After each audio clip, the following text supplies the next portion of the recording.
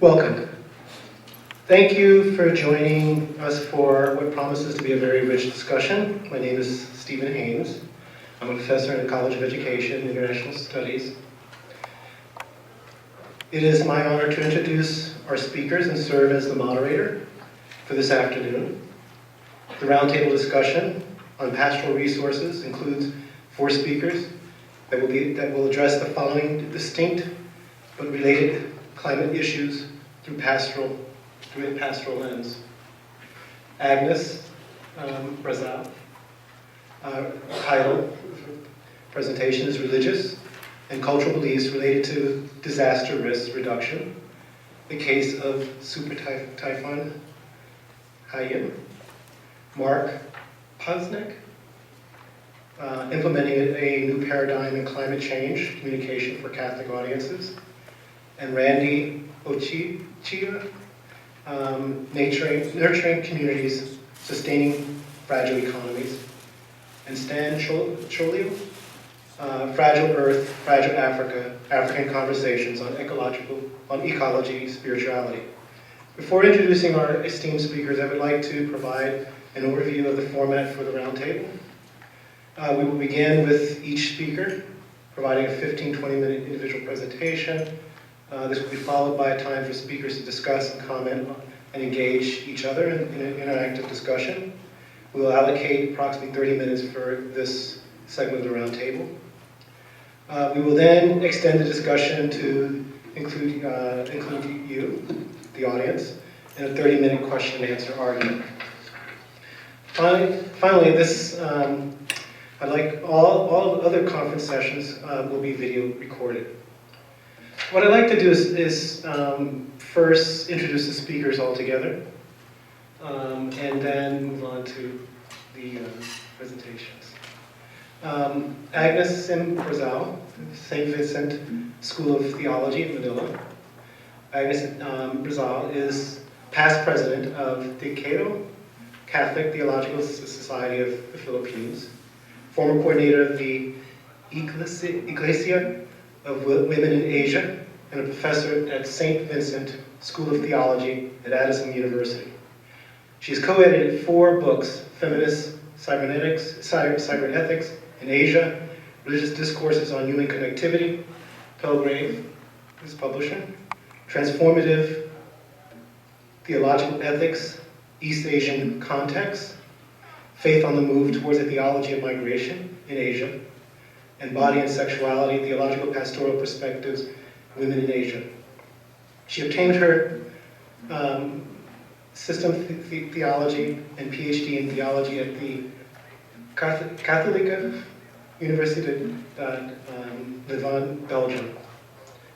Mark Potosnak is from DePaul University. Dr. Mark Potosnak is an assistant professor of environmental science and studies at DePaul University. Mark Potosnak shares both his passionate Catholic faith and scientific understanding of climate change with the wider church.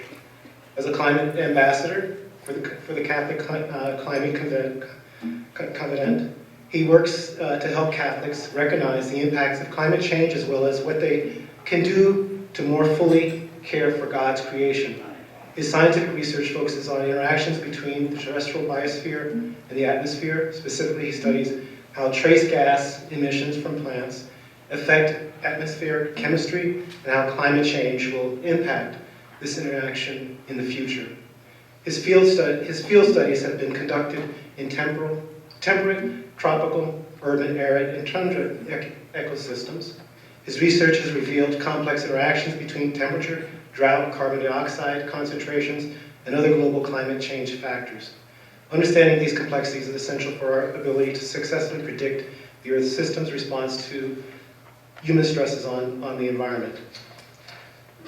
Randy Odchigue is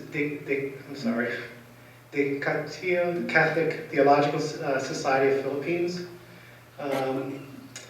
He is a Catholic priest and serves as a guest professor at the Seminario Mayor de San Carlos in Cebu City, Philippines.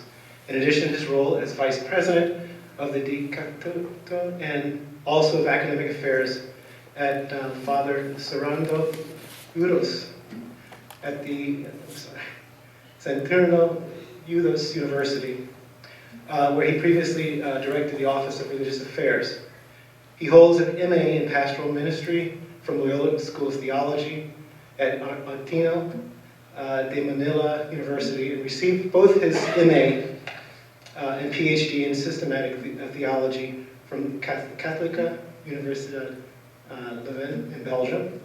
Recently has spoken at conference in the Philippines, Italy, and India, and his recent publication is a chapter contribution titled Church Birthing Just Sustainable Communities in the volume Justice, Sustainability, Ecology, Technology, and Resource Abstraction, published by Orbis.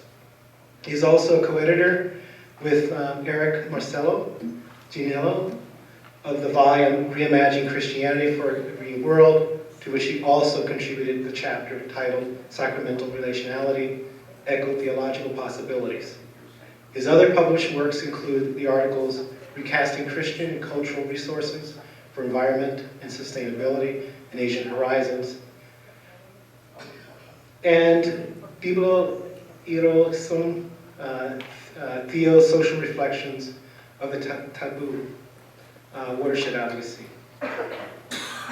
Stan Cholo, a Catholic priest, Stan Cholo is the Center for World Catholicism and Intercultural Theology Research Fellow and Assistant Professor of Catholic Studies at DePaul University. His research is in the areas of African Christianity, African religious, cultural intellectual history, Catholic systematic theology, Ecology, and cultural currents in world Catholicism. He's the author of The Church and Development in Africa, and his forthcoming book is titled Suffering and Smiling: The Trials and Triumphs of God's People in Africa. He is also editor of the African Christian Studies series through Wittgenstock, a blogger for the Huffington Post, the World Post, and a peace ambassador for the World Federation of Peace.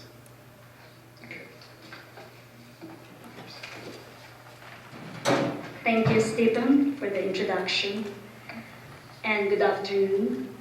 I slightly changed the focus of my paper, and so the new title is Religious and Cultural Beliefs Related to Disaster Risk Reduction, the case of the Super Typhoon Haiyan. The World Health Organization noted that there has been an increasing number of disasters since the mid-1990s, with Asia as most frequently hit. There has been a void, however, in scientific research on the relation between cultural and religious beliefs of the victims of nature-related disasters and disaster mitigation or reduction. Researchers in the past have also been plagued by a secularized view of religious views as backward, and a Western model of effective risk reduction based solely on efficiency and sustainability. This presentation aims to contribute to filling this void by focusing in particular on the cultural and religious discourses on nature, spirits, and God in the Super Typhoon Haiyan disaster and their potential to mitigate disaster risk. My longer essay tackles as well the beliefs that are not beneficial for disaster risk reduction, but due to limited time, I will only focus on the beneficial ones in my presentation.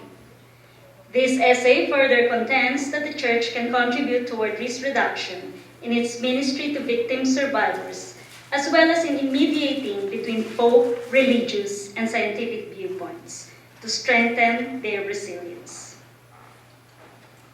On November 8, 2013, the strongest typhoon recorded to ever hit land raced through central Philippines.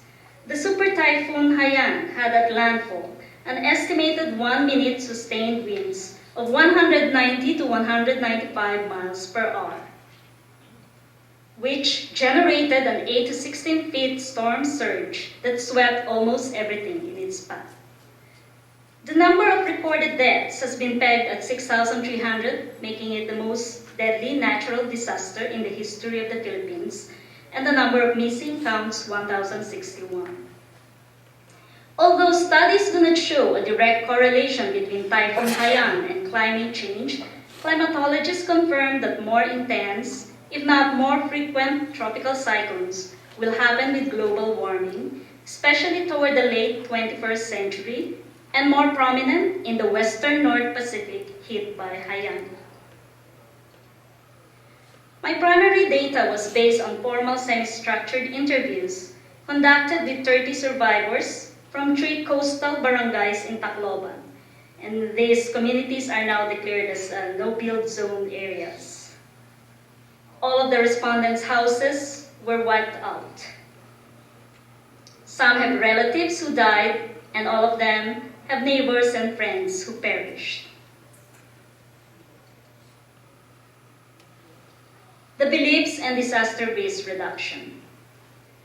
Cultural and religious beliefs can be beneficial when they help people cope, provide a reserve of social capital, and a platform for education about risk reduction.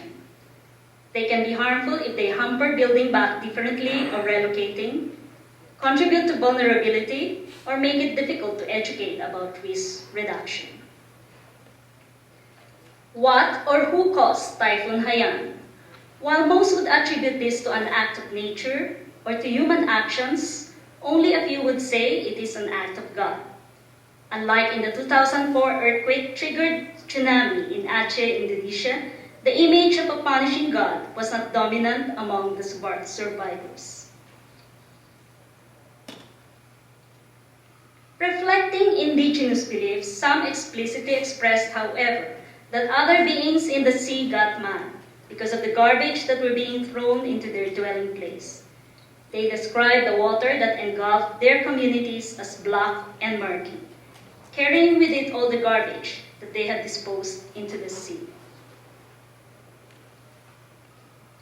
The Catechism for Filipino Catholics affirmed that Filipinos are spirit-oriented, as seen in our popular beliefs about spirits dwelling in homes, trees, or persons. These spirits are either environmental or ancestral. The syncretic lowland Philippine worldview consists of a high God who is approachable through the mediation of the Virgin Mary and the Catholic patron saints, as well as the host of spirits. In the people's folk beliefs, reciprocity and propriety are morally expected in the relationship of humans with these supernatural beings. Environmental spirits are believed to take revenge if one damages or trespasses their dwelling. Behind this is the worldview that humans have only borrowed from the environmental spirits the earth resources. As one of the women underlined, nature is a blessing, a gift, if humans know their proper place. Having learned from the sea spirit's wrath, another vowed to no longer throw her garbage to the sea and to employ proper garbage disposal. From a Christian standpoint, the value for reciprocity and propriety can be linked to how the theologian Sally McFay redefines sin in an ecological perspective, that is, as refusal to accept our place in the scheme of creation, where humans live together with the rest of creatures and are the most dependent on others for survival. Alertness in animals. The sight of the bay water receding and the belief that strange behavior of some animals, like the disappearance of the birds in the sky, as portending a disaster, helped save some people as well. As earthquakes and typhoons are difficult to simulate, it is hard to study and replicate animal reactions to these natural hazards. If ever there is something to be learned, it is the need to be sensitive to what is happening in one's surrounding and to be alert as the animals. Many of the respondents expressed that they are now more attentive to the weather condition. The communities better ready for evacuating people, who in turn are more than willing to evacuate when there is a strong typhoon warning. In 2014, the threat of Typhoon Hagupit, which initially was a super typhoon but decreased in strength upon landfall, led to one of the largest peacetime evacuations ever. belief and practice in relative gender equality. This also helps in disaster risk reduction. The Philippines is number 8 in the World Gender Gap Index, meaning that it's among the countries with the least gap in the treatment of men and women. Now, we do not have exact statistics of deaths based on gender, but Filipinas who grew up along the coast normally learn how to swim from childhood, unlike many women in South or Southeast Asia who drowned during the 2004 earthquake-triggered tsunami. Examining the list of deaths in the parish where the 3 communities I studied belong, there is almost equal number of men and women who died. In fact, at Barangay 54A, there were more men who perished because it is their task, usually, to stay behind to watch over the livestock when there are strong typhoons. God is the one who saves and gives strength. Studies show that among Catholics, faith beliefs are not a significant factor in influencing evacuation. Faith mattered though during the height of the super typhoon Haiyan itself, when the victims drew strength from it in order to survive. Majority believe that it is God, interchangeable with Mary and the saints, who saved them, who gifted them with a second life, caused the wind to subside, and has given them the strength to persevere. After the typhoon, God continued to be present in the people and groups who helped them.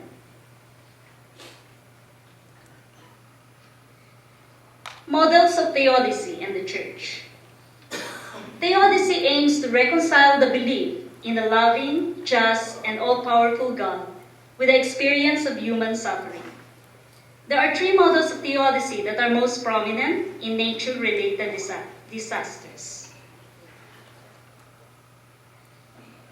Retributive theodicy sees disaster as God's punishment for people's sin. The Old Testament is replete with this view that God causes disaster to happen. With industrialization and development of scientific rationality from the late 18th century, this view has less and less following, especially in the more economically developed countries, though it was not completely eradicated. The philosopher Gottfried Wilhelm Leibniz, best of all possible worlds theodicy, offered an alternative explanation. In this model, as David Chester's studied models of theodicy describe it, the universe is controlled by the laws of physics. Despite the suffering caused by disasters, the earth is the best possible world that could be created. Suffering occurs to achieve a greater good. Example, without earthquakes, tectonic activity would not be possible, and without volcanic activity, no atmosphere would have formed. The occurrence and magnitude of earthquakes and volcanic eruptions obey the laws of probability. Our law-controlled world facilitates spiritual growth through dealing with suffering. God's providence remains, however, especially for the most tragically affected. Beginning in the 1980s and into the 1990s, there was a shift, however, in looking at disasters from the perspective of vulnerability. Poverty and marginalization, inadequate building codes, and lack of preparations for disaster are important factors in the greater number of deaths and destruction during disasters in developing countries. While the Leibnizian approach reduces human responsibility in disasters and can be used by capitalists and government as an excuse for ecological irresponsibility, a post-Leibnizian liberationist theodicy brings societal responsibility back to the center. Structural sinfulness lies behind global differences in wealth and power, as well as dissimilar and unequal disaster outcomes. Furthermore, this liberationist theodicy, following Jürgen Moltmann, stresses the immanence of God, even as disasters occur because of natural processes and structural sinfulness. God continues to be in solidarity with the suffering of humanity. In both retributive and best of all possible worlds theodicy, The Christian response is based on the command to love one's neighbor and to see in the disaster victims the suffering Christ. I would add, however, that if the Church holds a liberationist theology, it would actively engage further in a campaign against environmental degradation and corruption that renders people poor and vulnerable to disasters.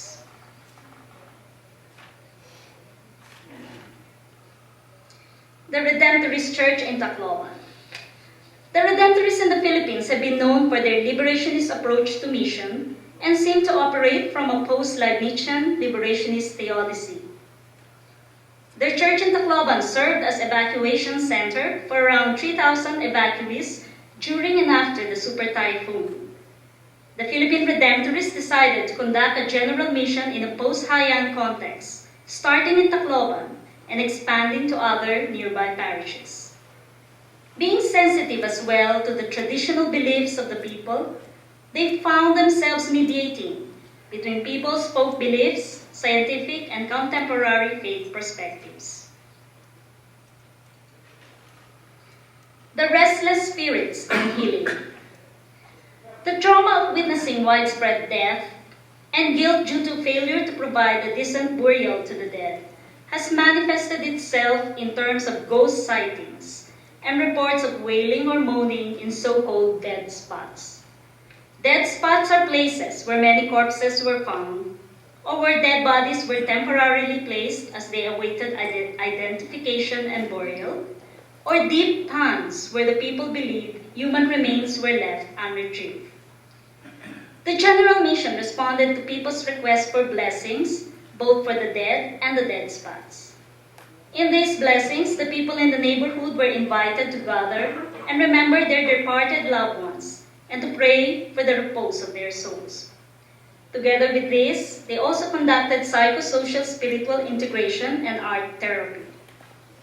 The Redemptorist Carl Gaspar clarified that this is to provide a discursive space where the people could realize themselves that the blessing is not there to drive evil spirits away, but to strengthen the spirit within them, so that individually and communally, they would act to transform their oppressive situation, which is the root cause of their deep insecurities and anxieties of both natural and supernatural realms of existence.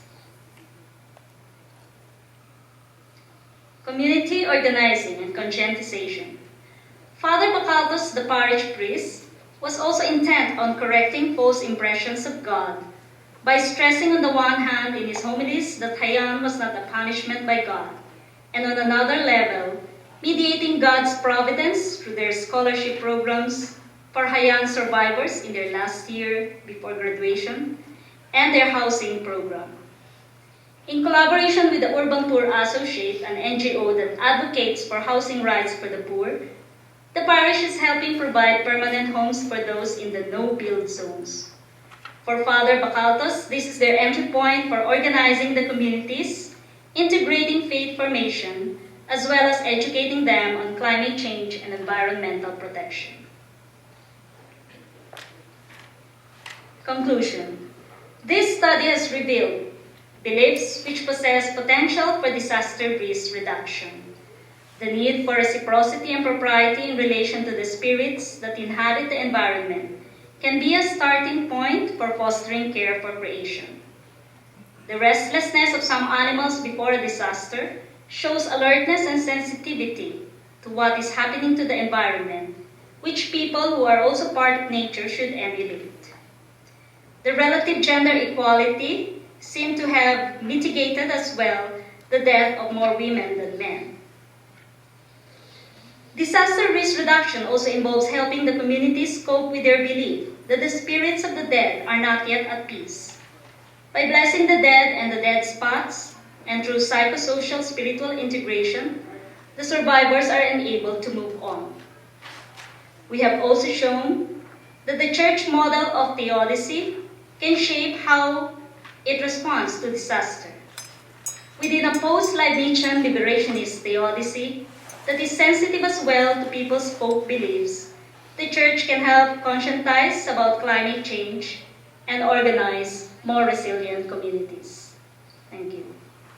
Thank you very much. Thanks to Bill for the opportunity to talk here. It's very exciting as a scientist to come and really be introduce this topic that for me is extraordinarily interdisciplinary. What I'm going to share today, though, is not so much about science, or it's more about social science and communication.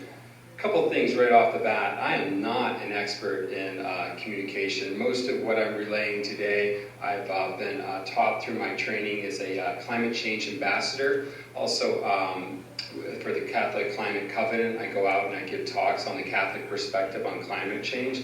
I'd also like to thank Professor Barb Willard right here at DePaul. She is an expert in climate change communication, and she's taught me quite a lot. So I'm just sharing some stuff that I've found helpful as I've gone out and talked to a wide variety of Catholics and parishes, churches, schools, etc. So talk a little bit about what we can take away from that science, not of the science of climate change, but the science of climate change communication. What do the experts tell us is effective and not effective, and also where is our audience at? Then a little bit about Catholic care for creation, how it fits in with this understanding. That will be fairly brief because, again, I think we've heard a lot at this conference on Catholic care for creation. And then at the end, some actions. And not just because I think, actions, of course, are personally important to me, but I think we'll find out that positive actions, a way forward, is an essential part of communicating climate change. We need to show this path forward. So first off, there's certainly some subcontext to this question. Why is there insufficient support for action on climate change? And unfortunately, it is insufficient. I'll show you the data in just a second. We'll start to look at some survey data from the Yale Project on Climate Change Communication. This is a really interesting stuff now. They have quite a long time series of opinion poll data on climate change and climate change topics.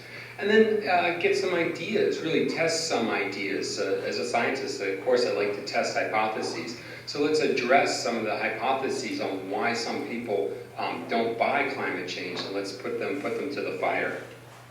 So here's a way of looking at our audience. This same group does do some specific things, breaking it out by religion, and I'll get to that in a couple more slides. So this is just a general, and I do apologize, this is for an American audience. I think several of the speakers earlier today also stressed the importance of looking at the culture you're working with, Emmanuel for one, but I think others too. This is called the Six Americas. This puts people on a continuum in their, not quite a continuum, 6 bins on their climate change. So you have the alarmed, and that's probably many of us in this room. We're alarmed about climate change.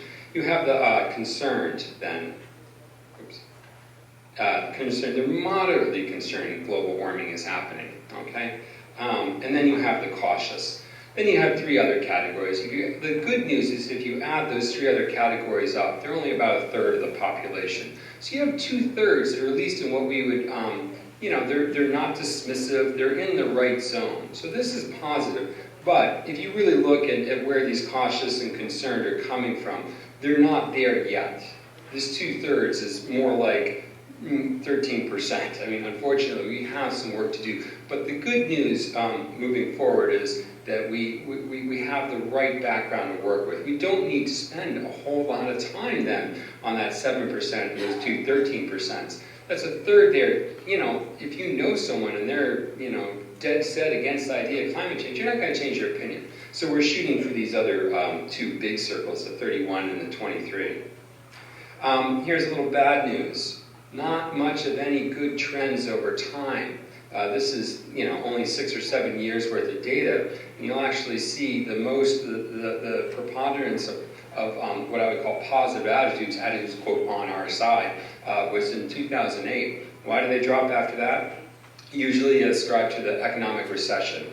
This is unfortunately a pretty general trend. When the economy gets bad, people stop caring about the environment. I mean, I think this is certainly true in attitudes in the United States, but I think we could find this. I mean,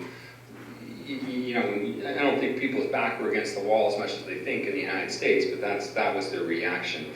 But what we should look at is past that point, you can maybe pick up a positive trend here or there, but we're not seeing any groundswell. We're not seeing a wave rising yet, so we have some work to do. Okay, well, first, you probably can't read all the little elements of this graph, but this is from the New York Times about a year ago. And what they said is if you poll on climate Republicans, we poll between Egypt and China on our beliefs on climate change, where Democrats poll between Spain and Japan. So, this is kind of stock. This is not a big surprise to anyone. Democrats are on board and Republicans are not. And again, I hate to be so centric to the United States politics, but that's where we're at. Why is this, though? And I think this might be more illustrative and an example we could maybe think of in other places. Well, you have what's called the public irrationality thesis.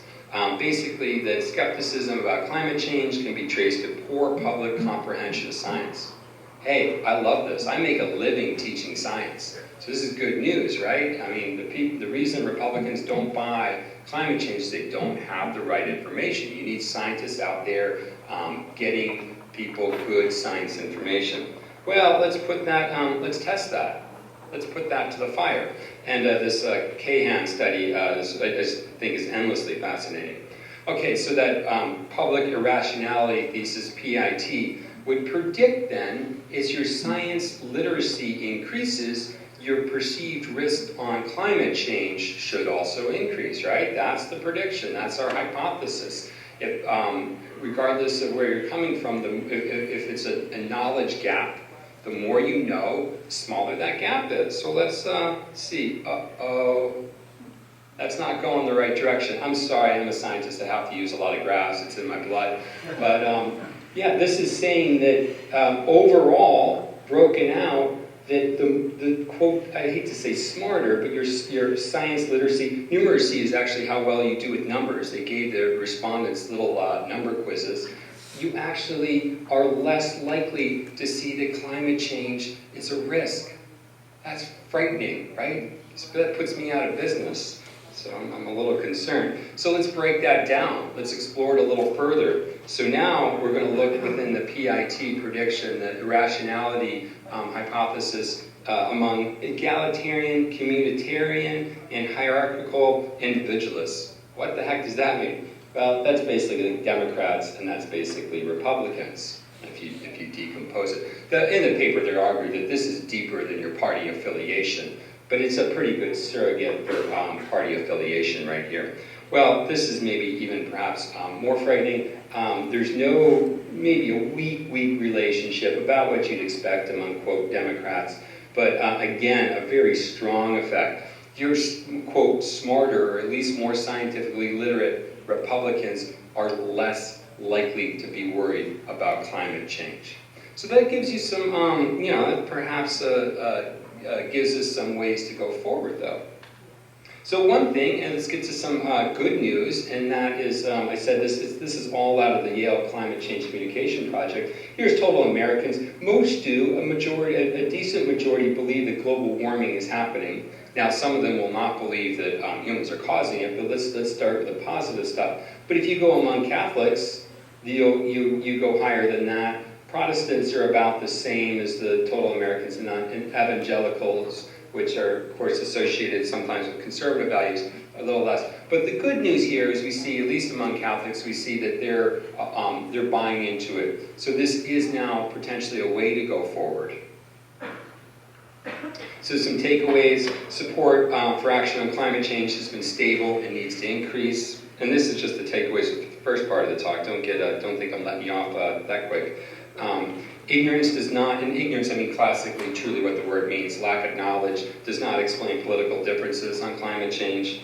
But faith is a way forward. So this is why, as an ambassador for the Catholic Climate Covenant, we're excited. We think this is where people have common ground and where we can make some progress on some of these issues. Let's go now back again to the bad news and the proceedings of the National Academy of Sciences back in 2009. Very, very widely quoted study of a bunch of climate scientists. 97, that's the number usually tossed around, 97% of scientists that actually publish on climate change agree with the main intergovernmental panel on climate change report. So there's really, I mean, scientists are pretty crotchety. To get to 97% agreement is fairly amazing. And I would say probably those 2 or 3% not agreeing are just being nitpickers. This gets to this idea of fair and balanced reporting, okay? You give equal size, you know, what's a reporter told to do? Give both sides of the story. That's what journalists are trained to do. Well, what's wrong with that? Climate of Doubt is a great documentary that goes into this a little further. You can see it was on PBS. It's a really, really nice documentary on the business of climate change denial. But I do have a short little video here that talks about fair. What we usually, yes, we want those journalists to show both sides of the story. Well, if it's 97-3, that should be represented. And some journalists are good. They'll say those numbers. Still, people see one person, they see another. And this video is about 2 or 3 minutes long, but I think it's worth showing. There is a little profanity. It's John Oliver, and it probably does resonate a little bit more with a North American audience.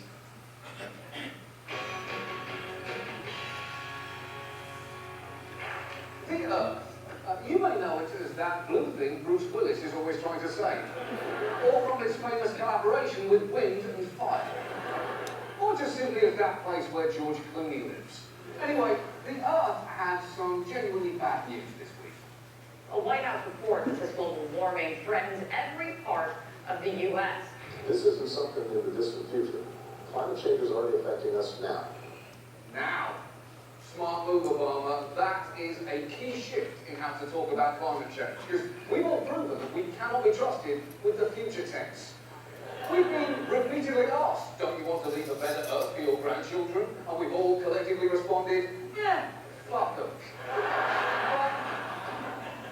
Incredibly, this latest damning scientific report may still face an uphill climb with science. There's that Gallup poll that came out last month, which found 1 in 4 Americans is skeptical of all the effects of climate change and thinks this issue's been exaggerated. Who gives a shit? That doesn't matter. You don't need people's opinions on a fact. You might as well have a poll asking which number is bigger, 15 or 5. Or do owls exist? Or are there hats? The debate on climate change should not be whether or not it exists, it's what we should do about it. There is a mountain of research on this topic.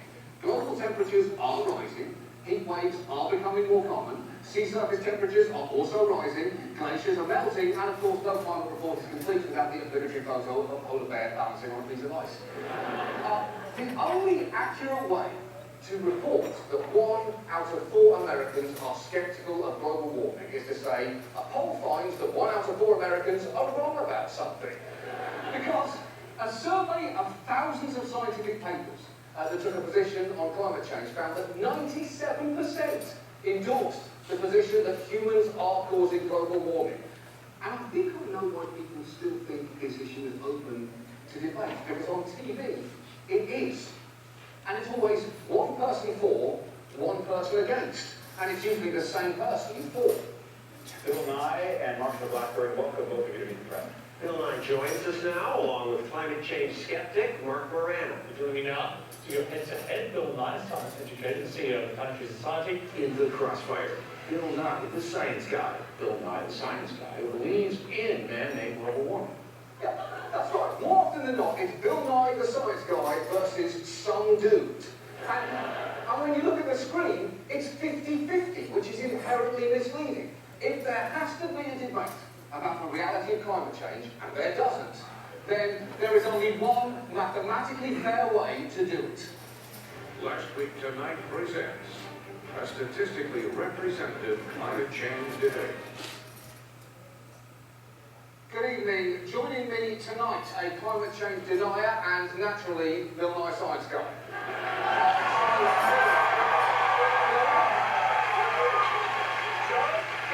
Humans are causing climate change? No question. Wait. Before we begin, in the interest of mathematical balance, I'm going to bring out 2 people who agree with you, climate skeptic, and Bill Nye, I'm also going to bring out 96 other scientists. It's never will be, but this is the only way to get access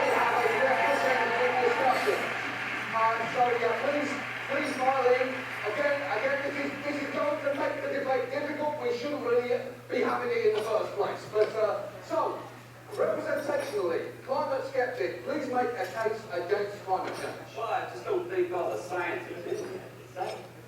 Okay, and what is the overwhelming view of the entire scientific community?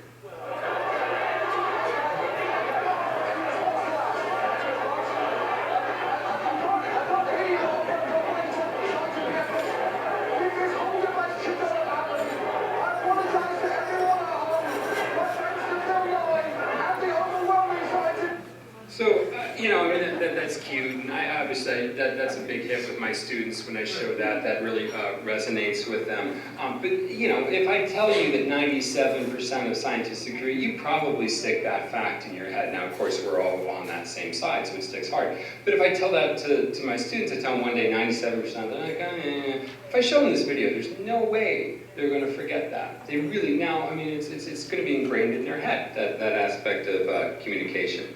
So let's move on and see how we can think about this. I'll keep, in the interest of time, I'll keep this part short, right? And we know all about the predicted impacts of climate change.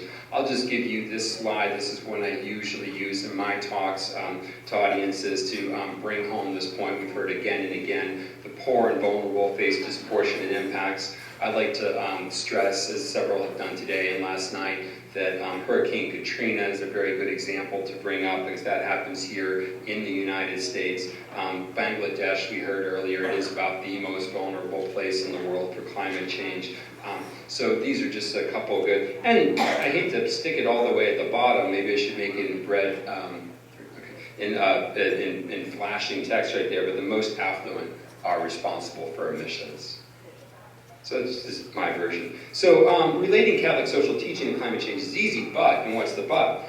Want to reach people in those connected, and in those concerned and cautious categories. That's the key, right? And we have to be a little careful. If we overwhelm them with that sense of helplessness, and there's studies that show that millennials, young people in the United States, are particularly vulnerable to this. They agree that climate change is happening. They see it as an issue, but they feel a little overwhelmed by it, and they just kind of put it off into a box where they just don't care too much. So when if you ask them, are you concerned about climate change, they say yes. If you ask them, if you give them a list of issues with climate change on that list, they don't rank it very high. So I think that we have to be a little bit worried about that doom and gloom. We don't want to sugarcoat, but we need to show a way forward. And in the interest of time, I think we've already heard this quote, so let me move on. Let me talk about some actions here. And particularly, I want to look at one or two that show the path forward. I think that's crucial. One of the messages we also learned from the science of climate change communication is that to avoid that sense of hopelessness, have to show an alternative. You have to show a way forward, okay? So one, and I think Dr. Klimas, my wife, of course, gave some very nice talking about consumption. So I'll skip those slides. But here's one that I'm very excited about. This is called short-lived climate pollutants. Most of us probably know that CO2, the main culprit, of course, in climate change, lives in the atmosphere for hundreds, perhaps thousands of years. There's a scientist down at University of Chicago, David Archer, who's a world expert on this, and we're stuck with that CO2 we're putting in the atmosphere a long time. There are other very strong drivers of climate change, methane, which we also call natural gas, soot, also called black carbon or black aerosol. These are very strong drivers, which is good and bad, but they don't stay in the atmosphere nearly so long. So we can start making some reductions and see some real benefits. I like to tell my students, 30 years, I mean, there's a chance that I'll see those benefits. I mean, that's within my lifespan, so this is pretty exciting. I won't show this video, but this then gets back to nice social justice issues, right? If there's, for example, cook stoves in India, roughly about 1 billion people, women, are cooking over wood on this earth. And one of the repercussions of that is it puts aerosols into the atmosphere. It also damages their lungs and often the children's lungs that are in the room cooking with them. So this gives opportunity. Can we get better technology? And better technology does exist. It has to be culturally appropriate. But again, this is one of these paths forward. I'll just leave it on this slide then. again, a member of I'm a climate change ambassador through the Climate Covenant. We go out, we give talks. There's ambassadors trained all over the country here, and we bring this message. But we've been also we get training, some training in the science, decent amount of training in the theology, but we're also getting a lot of training in the science of climate change communication, and that's been very helpful for our work. So thank you. Good afternoon. I'd like to begin with a context. In 2012, the Guinness World Book of Records announced that a large crocodile named Lolong, measuring 20+ feet, was captured in southern Philippines in a town called Bunawan. The town is part of what is known as the Agusan Marsh.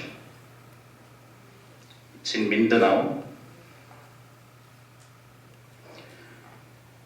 which is a hunting ground of Lolong, and it's an extensive floodplain in the middle of Agusan River basin in eastern Mindanao, southern Philippines. Its habitat is basically composed of open water ecosystems, swamp forests, herbaceous swamps, and inundated forest types. Known to be one of the most important key biodiversity areas in the Philippines, the marsh is home to over 200 bird species. Some are migratory from northern Asia and Siberia. Scattered within the marsh are communities of indigenous peoples called the Manobo. They live in houses in stilts, and they depend on the marsh for their day-to-day sustenance. Key informants narrate that the indigenous knowledge systems of the Manobo in relation to the utilization of the marsh resource have enabled their communities to survive for many decades.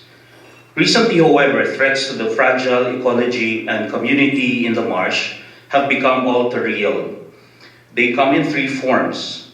The first are the introduced and invasive species. The second is in relation to water quality and hydrology affected by the widespread mining in Mount Diwata, whose waterways are tributaries to the Agusan Marsh.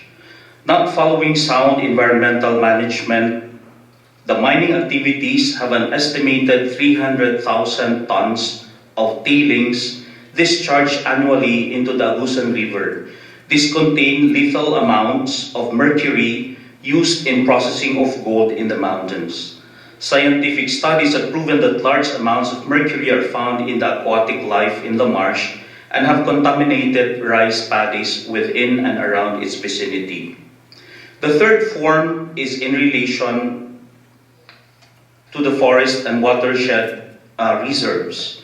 It is well documented in northeastern Mindanao that there is illegal logging, both small scale and by companies which cut trees outside of their legally approved areas. There are many ways in which these issues can be framed, but I choose to look at them from the perspective of the twofold question of intragenerational justice and intergenerational responsibility in the other. Perhaps we can begin our discussion here with the definition of sustainability seen from the perspective of intragenerational justice as meeting human needs in a socially just manner without depriving ecosystems of their health. We can say a few things in relation to the marsh from the lens of intragenerational justice framework.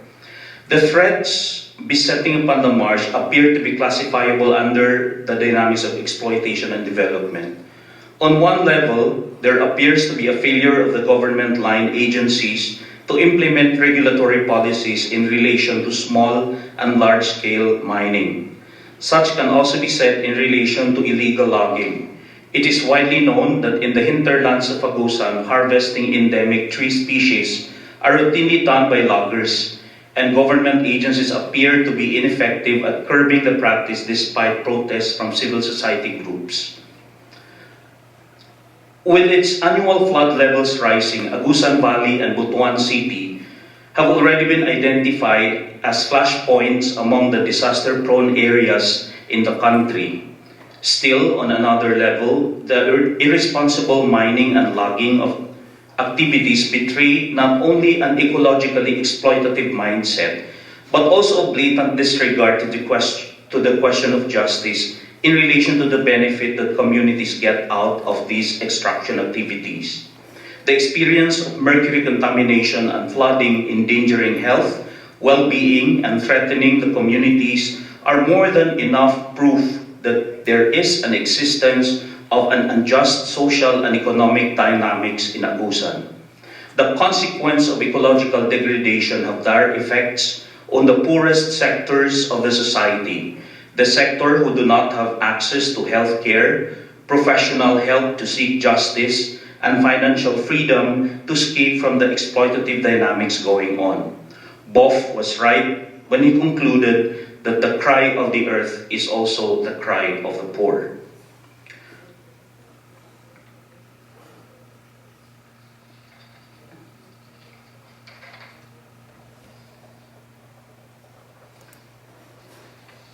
The question of intergenerational justice must be coupled with the question of intergenerational responsibility, which refers to the acute awareness that an essential criterion in the ethics of our behavior today is whether we have made sure that we will leave a habitable world that is able to support life for many generations. Some authors subsume this under the virtue of solidarity as an obligation to the future generations arising from the acute awareness of one's belongingness to the past, present, and future.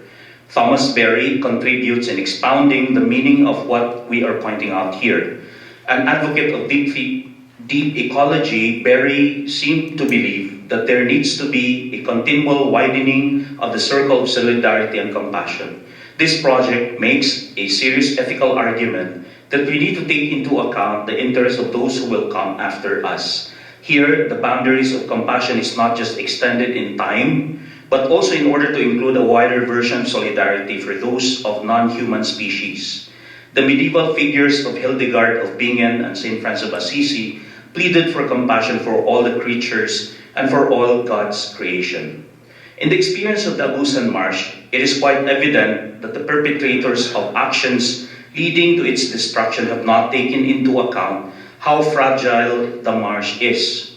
And with this, we need to have a practical way of engaging the intertwining questions on intergenerational justice and intergenerational sustainability.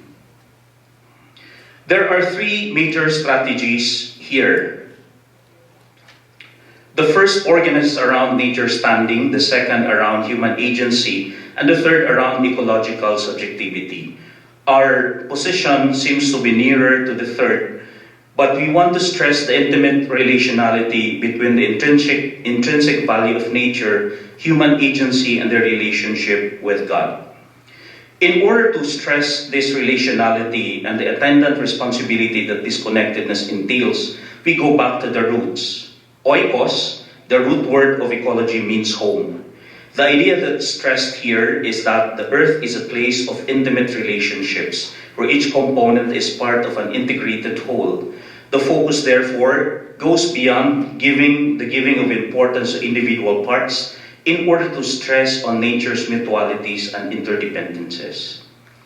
Even the liberal environmentalists of the greenest sort or of those employing pragmatic strategic solutions sometimes fall into the mindset of wanting to focus in protecting the environment as a physical object, but not as a set of intricate relationships. Many ecological advocates simply accept the mindset that the earth is a storehouse of natural resources, and the question of fragility is more often than not the question of a judicious balance between utilizing the earth's resources without overstretching its carrying capacity.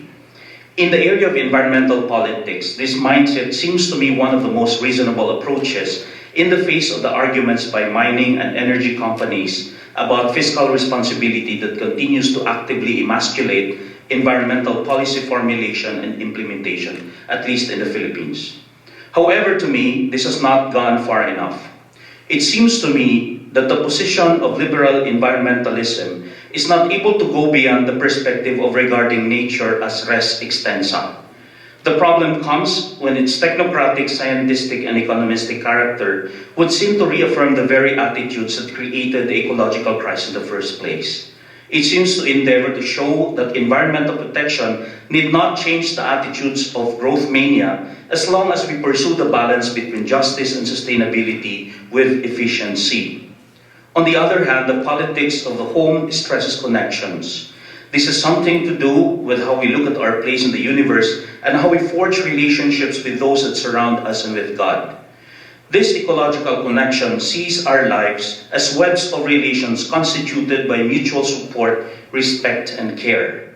Connection places us in the world and allows us to experience and concomitantly invigorate the networks of interdependence of which we are a part. This means that the earth, our home, calls for an appreciation that we are braided into the intricate fabric of life processes around us. To me, the question of relationality is connected with what might be called ecological personhood. This means that we are beings in relation and interrelation. The space does not allow us to discuss theological anthropology here, but suffice it to say that the Greek Orthodox theologian John Zizioulas develops an ontology of personhood that can serve as a metaphysical structure to argue for an ecological anthropology. The platform upon which, I believe, ecological subjectivity may be nurtured lies in the bioregional awareness of our local ecosystems and in the campaign for a broad movement of ecological consciousness in the global ecumeny. This means that there is continuing challenge of, on one level, creating an ecological consciousness that transcends nation-state political boundaries, which must also be complemented with a participatory localism. This means that while there are differences in scope, extent of ecological damage and responsibility, we are all responsible for the local and global ecological well-being. There is therefore a need to look at practices of local communities and how they might become prophetic witnesses in this area. I propose two further directions for reflection that can be pursued here. One, ecological, and the other, ethico-cultural. In relation to ecclesiology, the challenge of operationalizing bioregional awareness of local ecosystems can have its platform the FABC intuition of the Church as a little flock, Pusilius Rex, an infinitesimal, according to FABC, minority in an ocean of people who profess other faiths and other orientations. One can argue that a bioregional, ecologically embedded community is a little flock in an ocean of globalized technocratic mindset who profess other frameworks in relation to natural resource utilization and ecological relation. The second direction related to the first, but this comes from the perspective of the indigenous people's own idea of local biomicro region. In his field research with the indigenous living in the fringes of Agusan Marsh, Gatmaitan encountered what the Manobos call salugan. It is a term that refers to the ecosystem that supports a particular community of the indigenous. While geographic in meaning, the term has both social and ritualistic implication. Only the Manobos from a certain particular salugan can eat the animals caught in the area. People from other salugans can do so only at the risk of falling sick unless they marry into the community or have stayed there for a great number of years. The Manobos can utilize the resources of another salugan only after obtaining the consent of the elder, after having performed a ritual of permission presided over by the local shaman called Babaylan. This indigenous practice appears to be useful in arguing the importance of a bioregional awareness of local ecosystem. Further research, it's that part there, life cycle approach and community annual cycle approach. In relation to this, it seems that some research suggestions are also in order for the sustainability and ecological integrity of the Agusan Marsh. Biodiversity conservation for the indigenous peoples is not simply a program or a project, it is a way of life. In relation to the framework we have been trying to propose, further research engagements might need to focus on two things. First, to do research and to craft policies taking into account the life cycle approach in relation to the indigenous belief systems and practices. It documents how the Manobo perceive the Agusan Marsh and the elements of the natural environment, and how their own indigenous knowledge, systems, and practices emanating from this human-nature relationship are learned, practiced, changed, and transmitted from one generation to the other. The second is the community annual cycle approach. This approach documents the indigenous knowledge systems and practices within an annual time frame. The annual cycle approach allows observations and documentation of biophysical, hydrologic, meteorological, ecological, and socioeconomic aspects for a longer period of time, more than the short-term visits of external observers like the Western scientists and Western anthropologists. With focus on how the Manobo themselves perceive, know, and act on the natural world, it allows the actual and active participation of the indigenous themselves in knowledge production and for their use in sustainability. Conclusion. When we place the question of justice and sustainability within the ambit of ecological personhood, we cease to think of ourselves as res cogitans, trying to apprehend, control, or manipulate or exploit the earth and the environment as res extensa.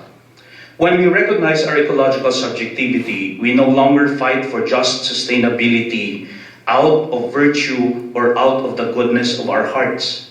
We pursue ecological well-being because the earth is us. We are ecology. The root words of ecumenism are oikumene, the inhabited world, and oikos, home.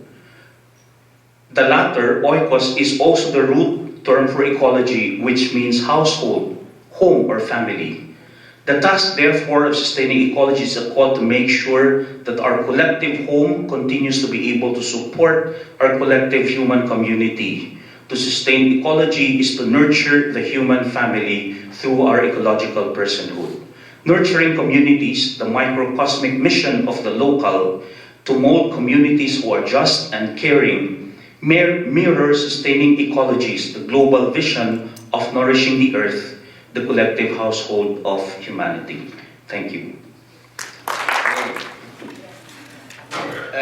Just with the permission of the moderator, I will ask people to stand because I don't want you guys to fall asleep on me, please.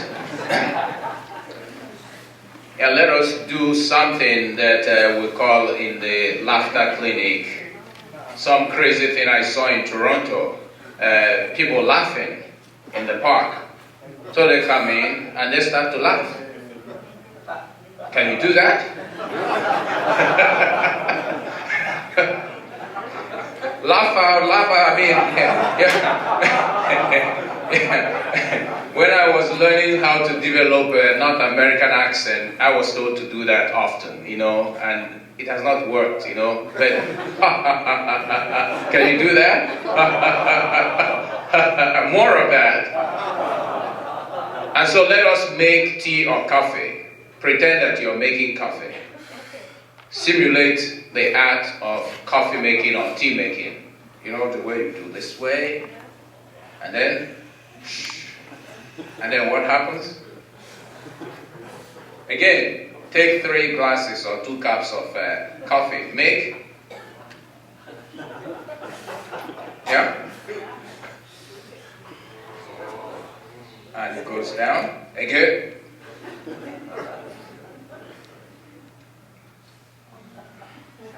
Unless your tea is made of cold water.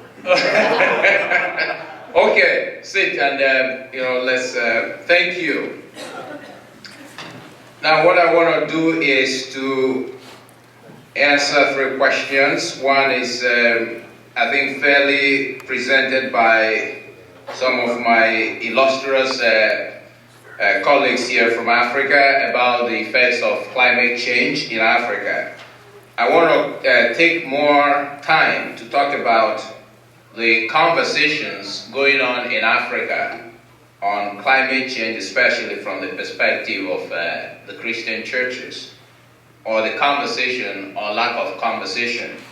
And I would like to conclude by appealing to an indigenous myth of creation from my ancestral roots as an attempt to see if one can retrieve an indigenous African eco-spirituality which can be a root metaphor for developing other ethical responses and pastoral resources for a global eco-spirituality to meet the challenges of climate change. Indeed, the triple bottom line of people, prosperity, and planet, which I think will help to address the challenges of poverty, peace, and insecurity, and the plundering of the earth, we can find some resources from indigenous knowledge which can help us meet the challenges of the times. With tremendous natural resources and remarkable social and ecological diversity, the African continent reflects a close dependency of people on natural resources. This dependency and the fragile nature of African economy and national and regional politics and policies present potentially severe problems in adapting to the challenges of climate change. And, we have copious resources from the IPCC report as well as the National Scientific Academy report about the effects of climate change.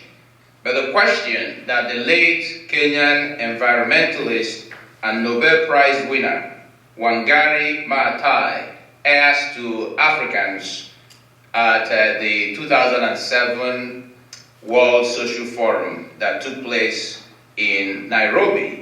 He said, given all these realities about climate change, why is it that African leaders and African churches are not educating their people so that they understand the enormous threat they are likely to face and how important it is for them to use the resources within Africa to mitigate this threat and adapt to the inevitable changes on climate change?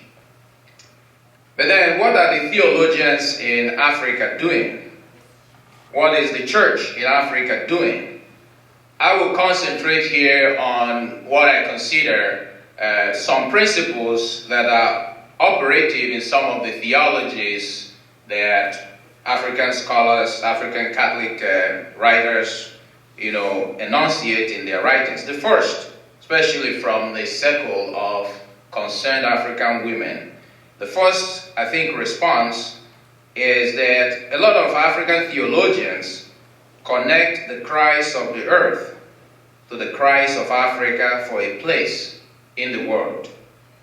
This is the condition that I call homelessness, and something similar to what Martin Heidegger said at the end of the Second World War in his book on Enframing of Technology, where he said that the Germans returned to see the devastation of their land.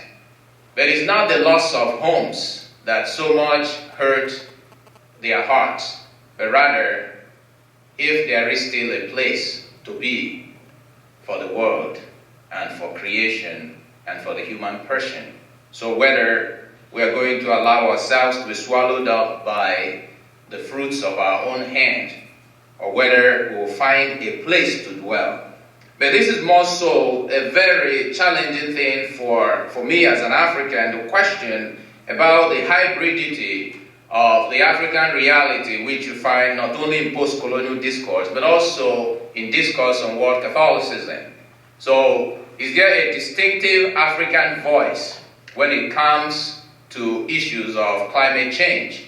Whether that voice could be given a space in the world, or whether even the world cares about it, especially, I just saw last week the Cardinal from South Africa, Cardinal Napian, was making a serious point, saying that actually the Pope Francis doesn't have a theologian. Some Cardinal Walter Kasper is called the Pope's, in some in some press, the Pope's theologian. But I think both of them have been crossing swords lately, going back to the synod in October last year, when Cardinal Casper said, well, when it comes to the African perspective on issues of family and some of the challenging questions, gay rights and all that in the synod, he said, really, the African position doesn't really matter. That's how the Africans read his comment, which he tried to correct himself. But that might also be a reflection of some of the perspectives that sometimes, not only about Africa, but also the people on the margins, that the first and primary concern, I think, of many African writers, especially the Circle of African Women Theologians, is, well, I might summarize this principle that there is no ecological justice without an epistemological justice. The mindset or worldview which produced the ecological crisis are not adequate to meet the challenges of climate change unless there is a first conversion of a radical kind, indeed a certain Copernican revolution at the heart of the Western worldview that creates this rupture between humans and creation and the dualism between the sacred and the secular, and the very, very disturbing understanding of progress, confusion of what progress means. So the African theologians ask questions like, what is the future? Where are we heading to? Indeed, is there some kind of eschatological retrieval of the richness of the present that is in itself is definitive in itself without the appeal to this capability theory of the unfolding of creation, as if to say what we have now is only some kind of a tentative offer, imperfect offering from the source and the origin of all things, who is God. The other question and the principle that I think from reading these African voices is that African theologians are linking the ecological crisis to the suffering of the vulnerable, especially women in Africa, who have to farm the land, who have to walk long distances to the stream, who have to carry their children, who have to bear so many children, who have no choice about how many children to have, when to have it, and things like that. They link the destructive anthropogenic factors at the heart of the ecological crisis to the rough edges of patriarchy and male dominance of women in many cultures in Africa. Third, there is a link which one can identify in discourse among African writers on ecological issues, a link between the poverty in Africa and the fragile social, economic, and political structures in Africa, and the failure of Africa to undertake a comprehensive continent-wide environmental consciousness that will help to develop mitigating structures to meet the challenges of climate change. Now, there is also another perspective. I think Mark did mention about climate deniers, and I think America does not have a monopoly of climate deniers, right? There are some of them also in the African continent. But then you find them, I think, on one hand, a legitimate concern. Some people raise question about the continuation. They see the narrative of climate change as a continuation of a Western propaganda to define the trajectory of global history. Now, that is one trajectory. Another trajectory is also the one that questions the data which reflect climate change, especially when it comes to Africa. The other trajectory is to take, in these writings, you find those who not only deny climate change, who not only reject the data, but also those who blame the West for all the problems and challenges Africa is facing with regard to climate change. The challenging thing here especially is that while they reject the data, they do not provide, contrary, data to say, okay, I reject this because I have this, or I do not accept this approach because I am offering this other approach. So this is especially challenging when you bring it closer to African Catholicism. The two documents from the two African synods in 1994 and the one released in 2010, you have only one article in Afriche Munus that speaks to climate change and is a quote that is taken from another papal document. And then you have one other article in Ecologies in Africa, for the First African Synod, that refers again to environmental challenge.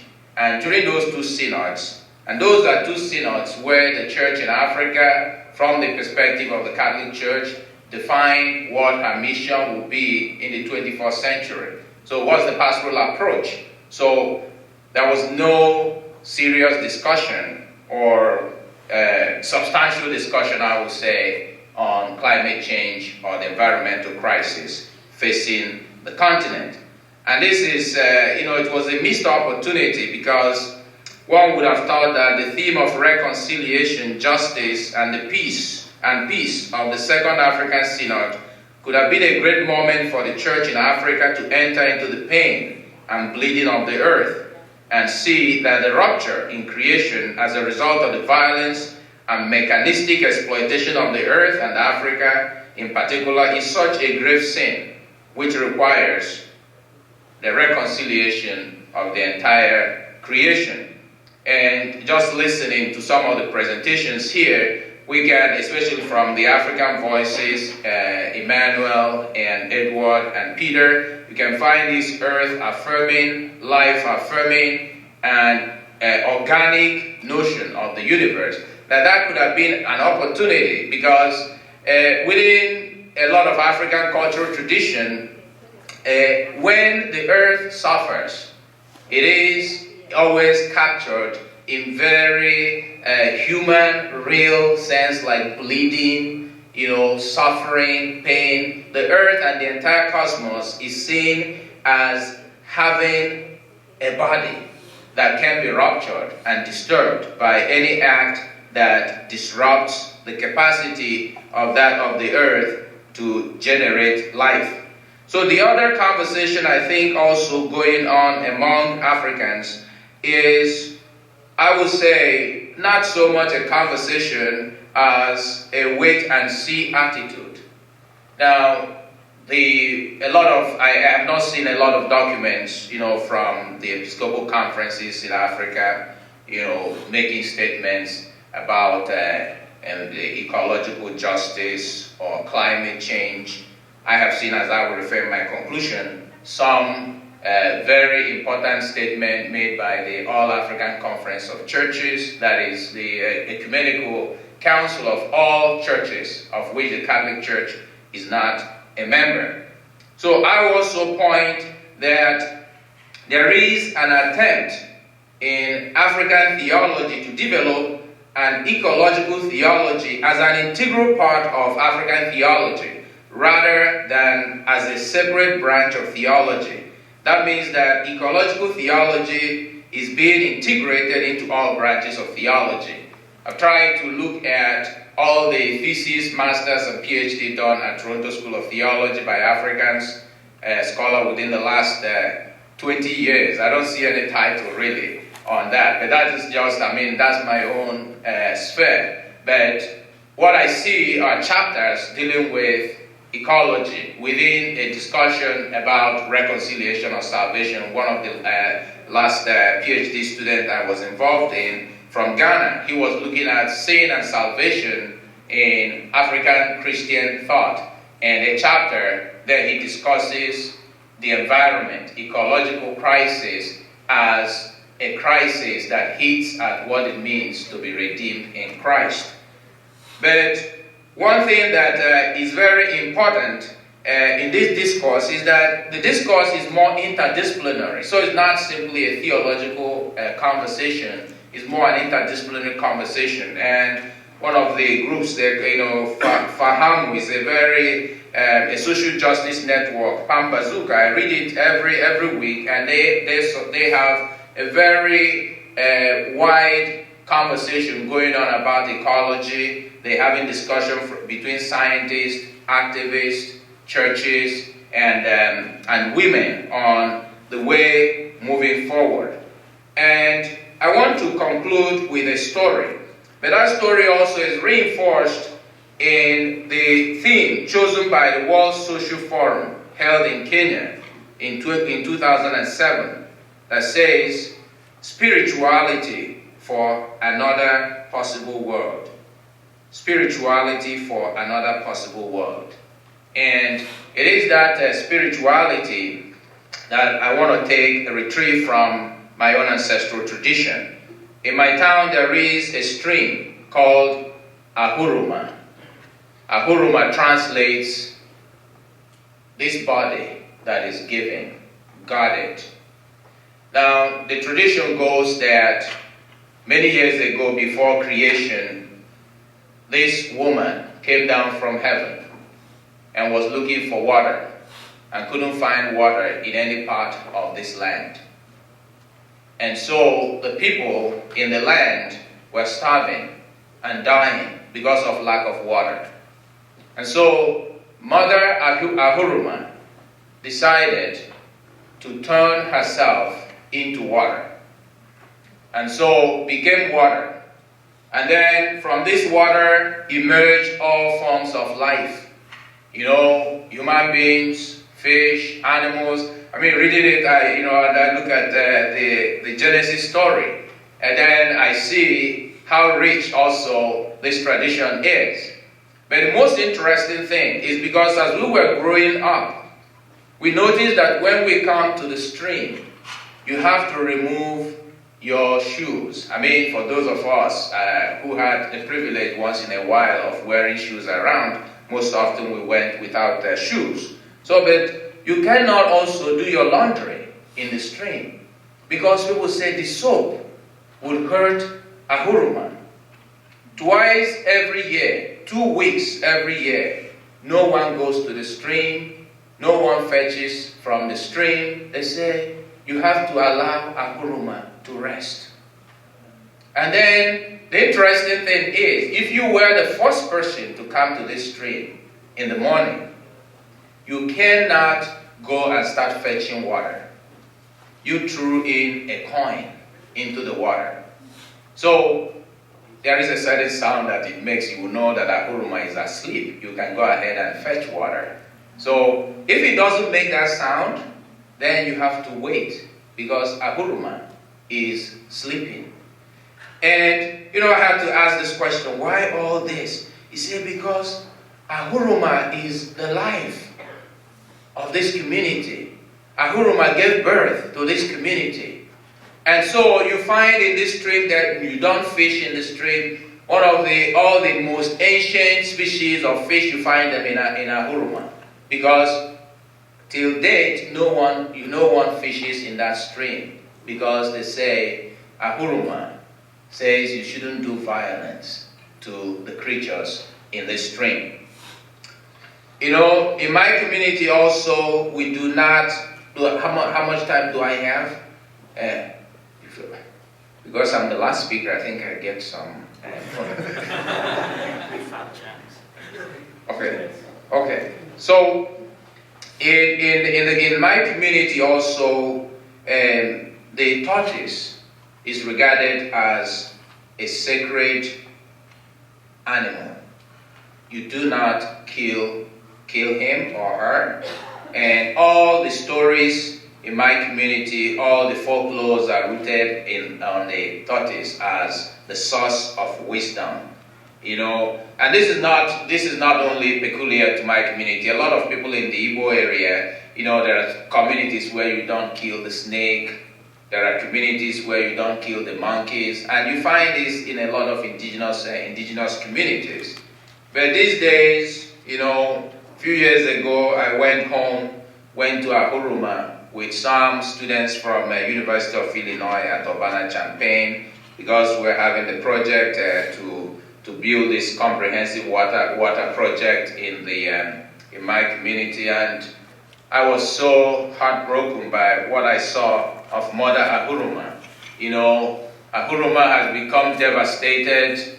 The water was shrinking, water where we could swim. I mean, you could be barricaded from going into the deeper part. Now it's very shallow. And the tortoise that people didn't kill in the past, rarely do you see any tortoise. The same that happened to the elephants. People are hunting them down.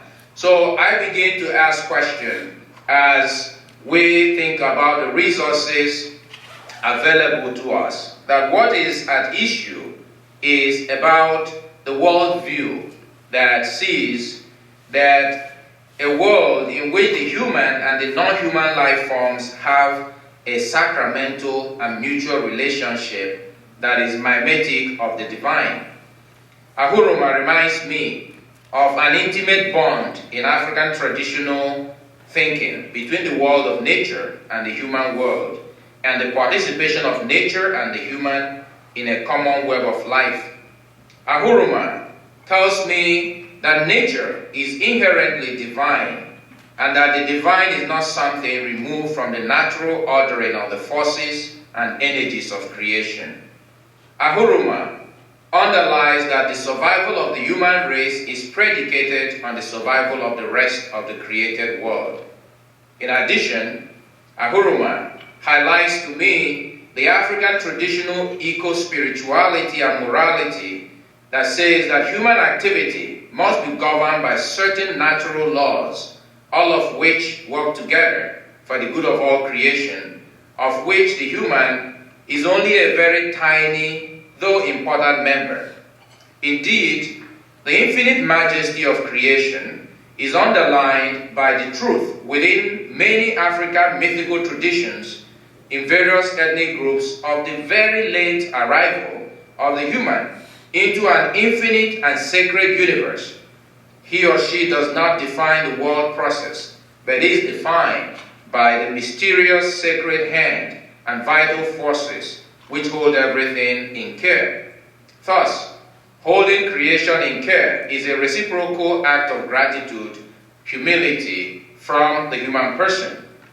So from Ahuruma, I would think that the African eco-spirituality is what I have summarized as a regenerative, participatory ethics of communion, sustainability, compassion, mercy, friendship, mutuality, care, and reconciliation of all things.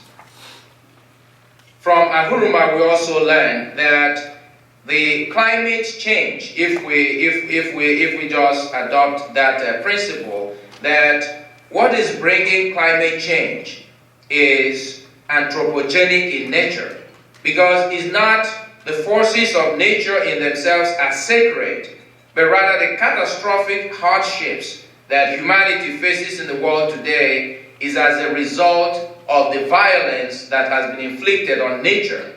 Somehow, nature is crying. And so the catastrophic effect that we see in a lot of natural disasters is not so much nature punishing us as nature crying out that there is a rupture, and that because we are part of that nature, we are also being ruptured by the very act of violence that is being done to the earth. I want to conclude with a quote by the All-African Conference of Churches in a statement in 2007 when they thought about the challenge of climate change to Africa, and then their appeal to the West, and it is titled Churches for Water in Africa. So they say, and I quote, "In rural Africa, 65% of the population still lack access to adequate water supply. It is estimated, we are deeply troubled by the aggravating impact of climate change, which threatens to further alter the water patterns in Africa. Climate change is already causing unpredictable rainfall, prolonged droughts, devastating floods, desertification, and drying up of water sources. The existence and future of millions of Africans is jeopardized.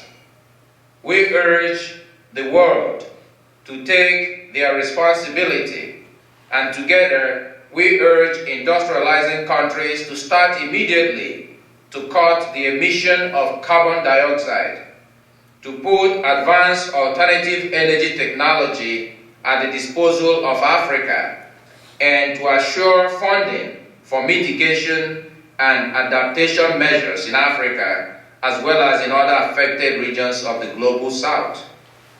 The same cry also comes from the African delegates to in the African Climate Justice Manifesto, which I will quote to conclude. They say the effects of climate change are real in Africa. We are seeing the consequences, but they are not of our own making. This is again, the African delegates denying that Africa didn't cause this. For over 2 centuries, the industrialized world became wealthy by drenching the atmosphere in carbon. They plundered resources from every region of the world. On the mountains of coal and oil, they built cities of plenty. In great buildings they constructed while triggering the climate crisis, the shelter from its effect. Those of us left outside are now told to seek another path to prosperity while the sun beats down, or to face this storm, which is not of our own making, which is gathering in the horizon of the beautiful continent. Thank you.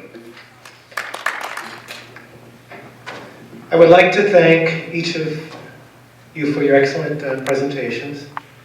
I now invite you to an opportunity to exchange amongst yourselves, an opportunity to engage each other and move beyond the reflections, ideas, comments, and context that you have shared with us this afternoon. I would like to offer a starting point for the exchange.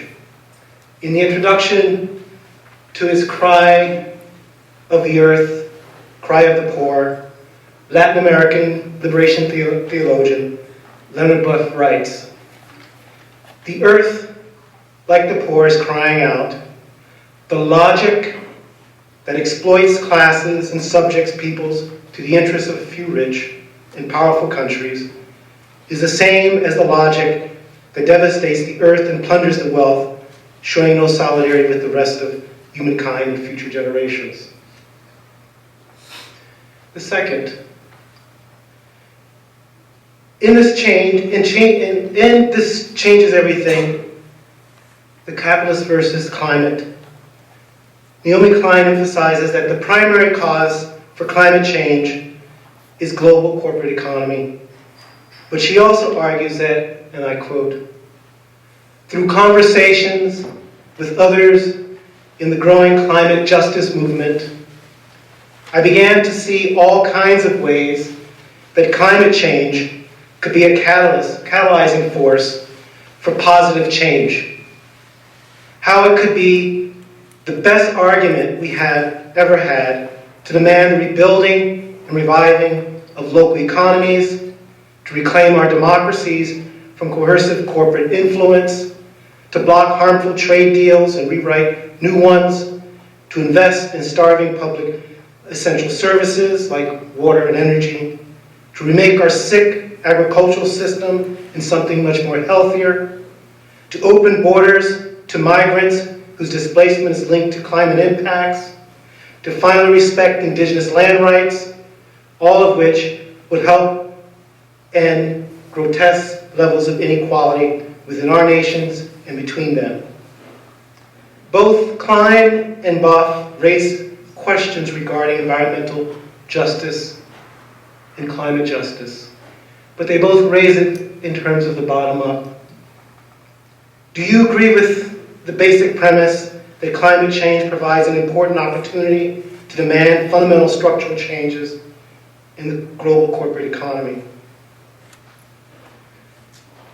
How does your pastoral insights and work in environmental justice contribute at the grassroots level for this process of social change from the bottom up?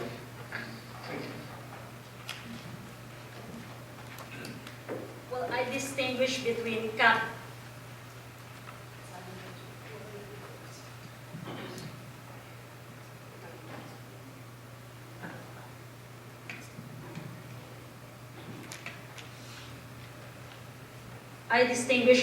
capitalism and free market economy. So capitalism would be the system that gives priority to capital over labor and other resources. And the face of the global economy today is global capitalism, but it need not be that way. Well, we can have a free market economy that is responsible and promotes just sustainability. But that is not, of course, what is happening. Now, in the Philippines, well, we also have this mining problem because we are rich in minerals, and there's no such thing as responsible mining there. However, all these minerals are also the elements that are needed to produce our gadgets, our cell phones. So there's really a need to, not only change the lifestyle, but also, address the global structure of capitalism.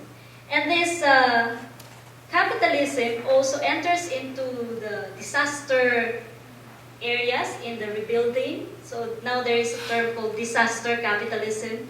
Like in Sri Lanka, they ask the poor people living in the coastal areas to move out, so these are the no-build zones. But there's an exception for the hotels. So they're trying to rebuild all the coastal areas into tourist areas.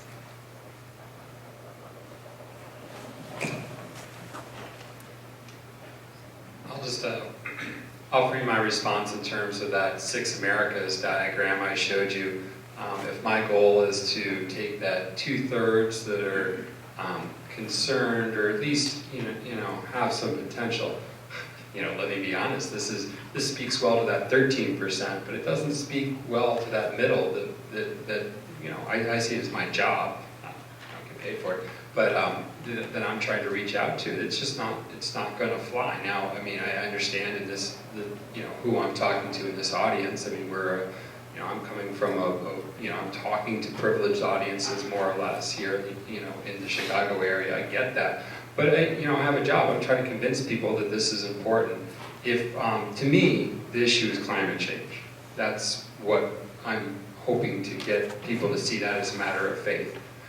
These are people that they would look at this and it wouldn't resonate. I think that's an understatement. And these are, I would say, I know a lot of these people. They're good people. I mean, they work hard. They are people that do a lot of public service, but this wouldn't resonate well with them. So I mean, it's just I'm not. I think that's just my perspective in my. I wouldn't call it necessarily pastoral, but where I try and do my work.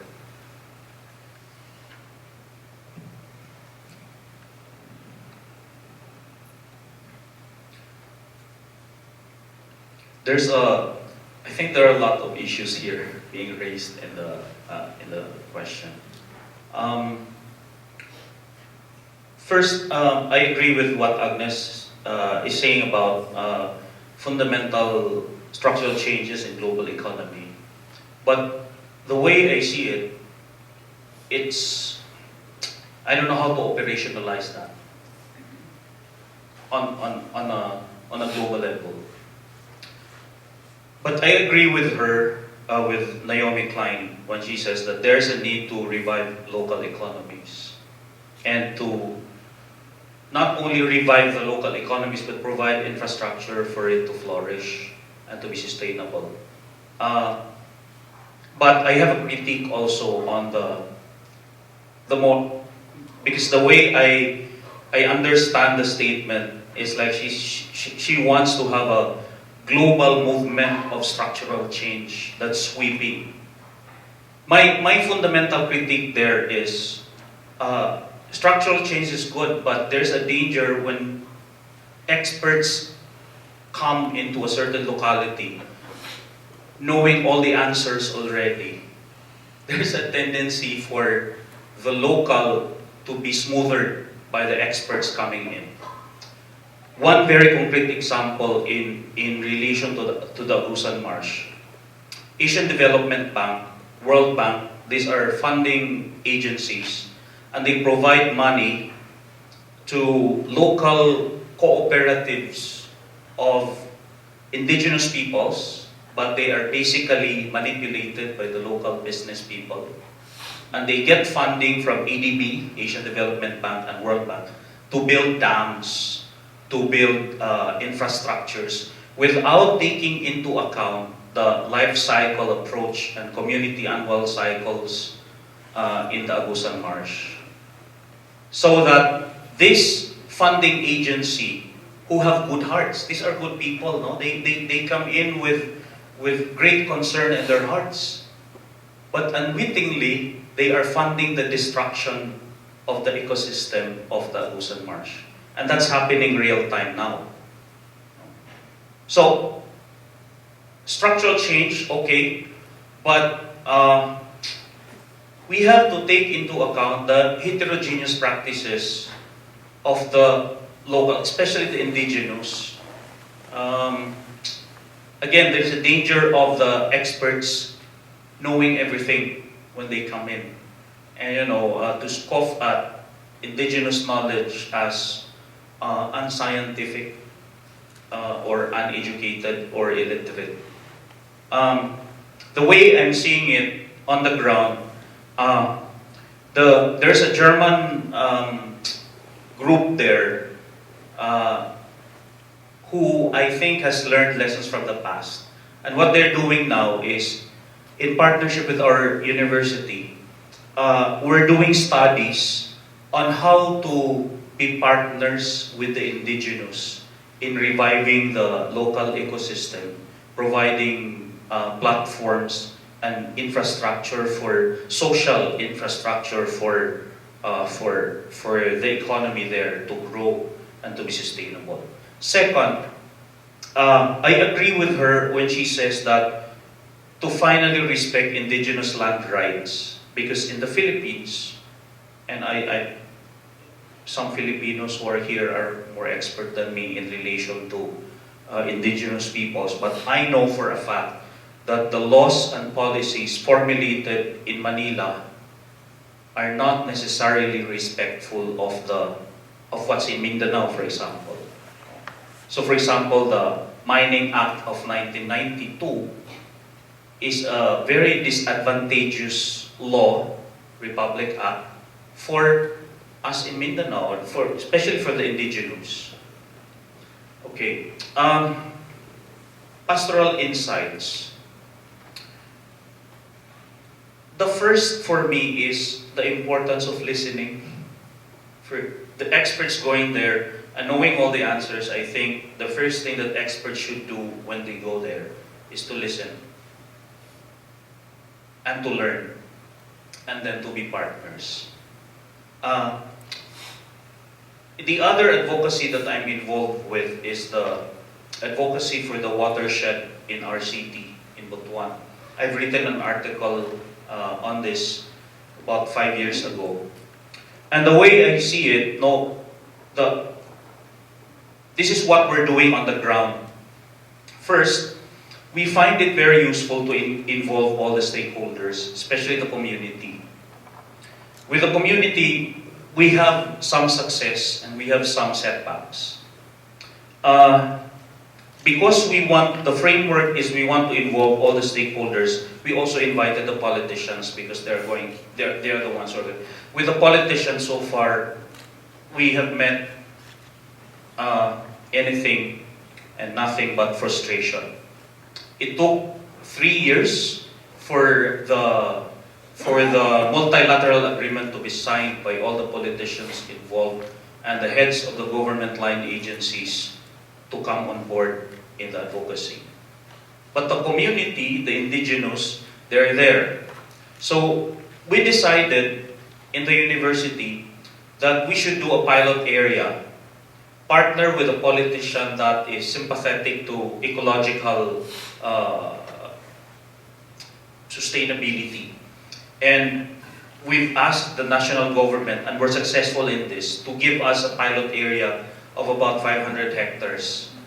And we've involved the indigenous in community organizing, in education, in creating nurseries for tree farming, livestock raising, and planting of fruit-bearing trees to make sure that the indigenous who are in the area will not cut the endemic trees there.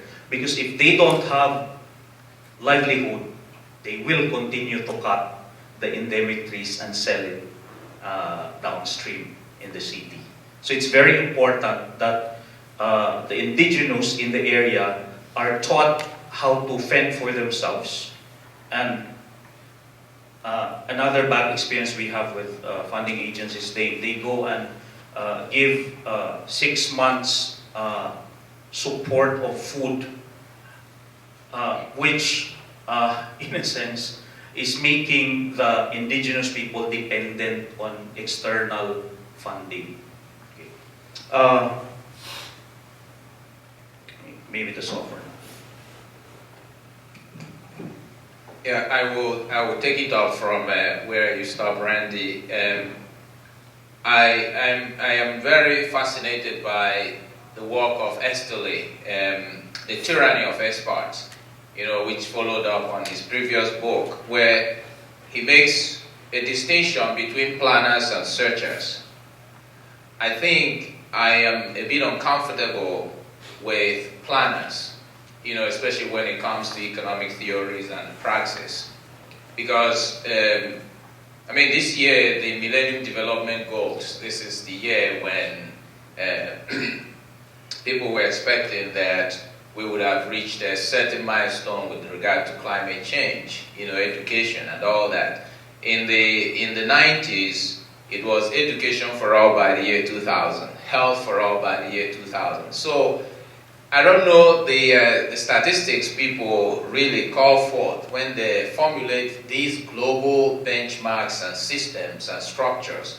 So I am very uncomfortable with structures and systems that has the designation global attached to it.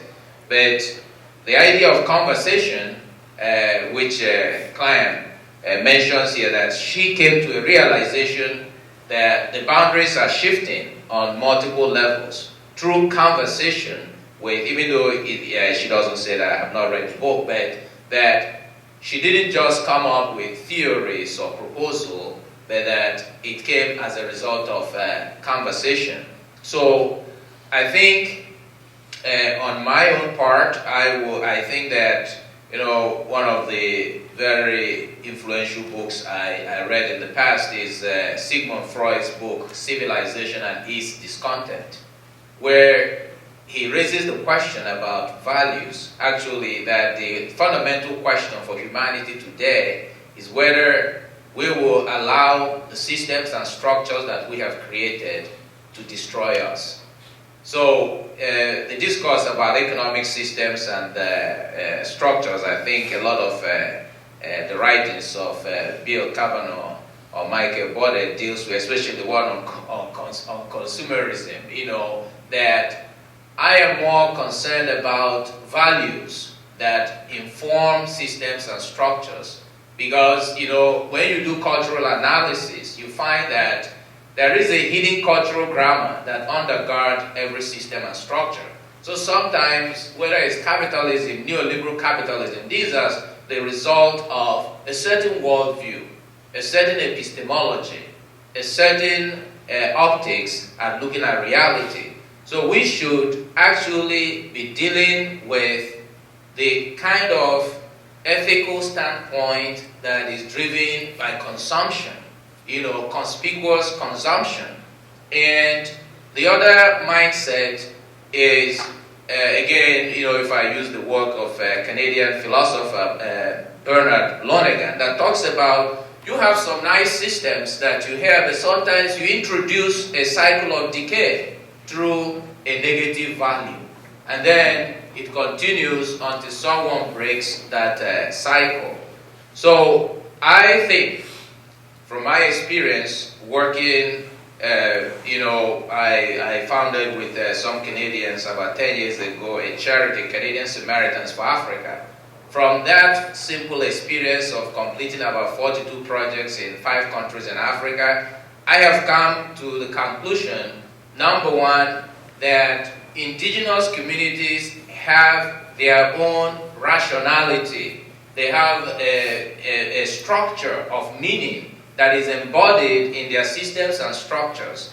And they're listening, like Randy said, to these kinds of conversations and ways of doing things will help us to create some kind of a hermeneutic of multiplicity instead of just a dominant hegemonic structure that is global in nature. So, and that requires humility, the kind that Pope Francis is calling us to embrace these days. I have a friend who is very impressive person who started this organization, Alliance for Vulnerable Mission. This guy, he's from England, and he's lived in Kenya for 21 years. He speaks 5 African languages.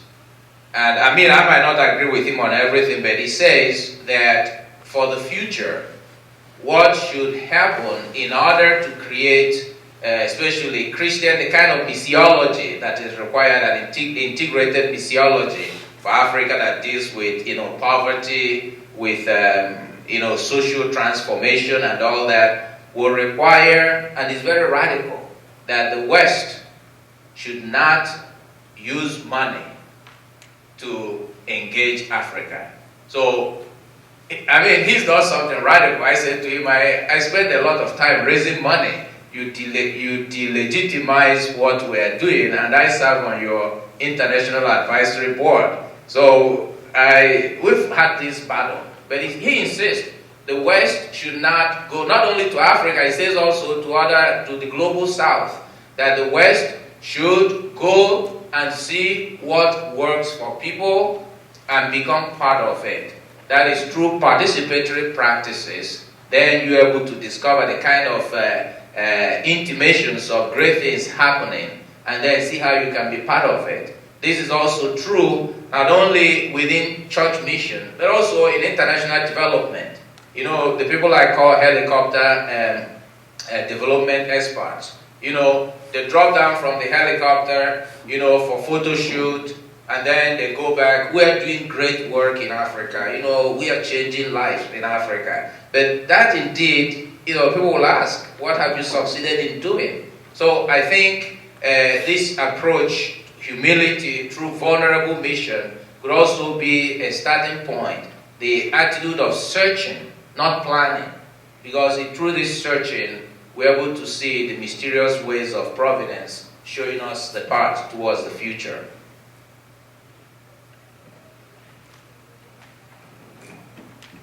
If there's questions, we'd like to ask each other. I would like to ask Max, our climate change expert, because when I was researching on whether there's direct correlation between Super Typhoon Haiyan and climate change, I came up with this data. The Intergovernmental Panel on Climate Change in 2013 said that there is low confidence that for increased tropical cyclones in the coming decades. So 50%. low confidence, and they say that it would just happen at the end of the 21st century. But in the 2007 report, they say it is likely to increase. So I'm wondering why there's a change. Now, on the level of experience, actually, Super Typhoon Haiyan was already the second super typhoon that hit the Philippines. And a year after that, we had the threat of Typhoon Hagupit, although it decreased in intensity at landfall. And then also just a few months ago, always in the Pacific, there's a super typhoon that is already developing. So first off, I'm not I won't bill myself as a climate expert. I can just, and what I'll say is, when I listened to your talk, I was very impressed, but it was obvious you had done the research, you used exactly the right language. That was good. So I think you understand it very well. A couple of comments here. We'd like to talk, that 97% figure that I threw out there. That's how roughly confident we are that climate change is caused by humans. So, that's about as close to 100% as scientists are ever going to get. After that, when we start talking about more fine-grained impacts of climate change, like cyclones, hurricanes, whatever, scientists call them tropical cyclones as a general category,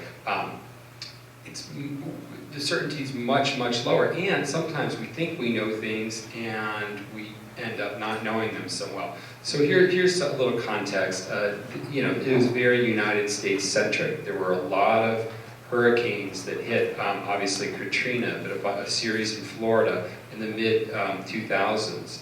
And I think that really put a lot of people, a lot of scientists on the hurricane bandwagon. Well, we had about a roughly 7 or 8 year hurricane drought here in the United States. I think that had people reassess some of the how much we knew this story. Now that was very reactionary, I think, in both ways. So, but I think that explains, we don't understand hurricanes. There's some basic physics. You think it gets warmer, hurricanes happens where it's warm, that end of story. But there's some other things that happen with blowing the tops off of hurricanes that make it a little bit more complicated. So and I think you did such a good job in your talk, but I think this is one of these areas where there's legitimate scientific debate. Scientists don't know the whole story, and it could very easily be a different story in the Philippines compared to, it may turn out there's very well more hurricanes, tropical cyclones globally, but there's less that hit the United States than more that hit the Philippines. But things like that could be true for 10 years, and then the climate shifts again, and it's a different story. It's very difficult to make those kind of predictions.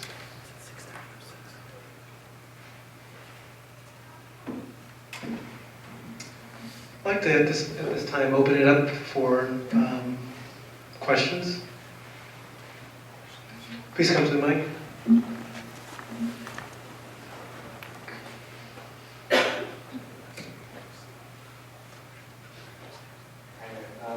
Professor Odchigue, on one of your slides, you had compassion as an umbrella for fostering intergenerational responsibility and intergenerational justice. And I was wondering, for all the panelists, how to nurture that compassion, that care, that empathy, and whether pastoral resources can help with that. I was wondering, compassion, does that resonate with your work?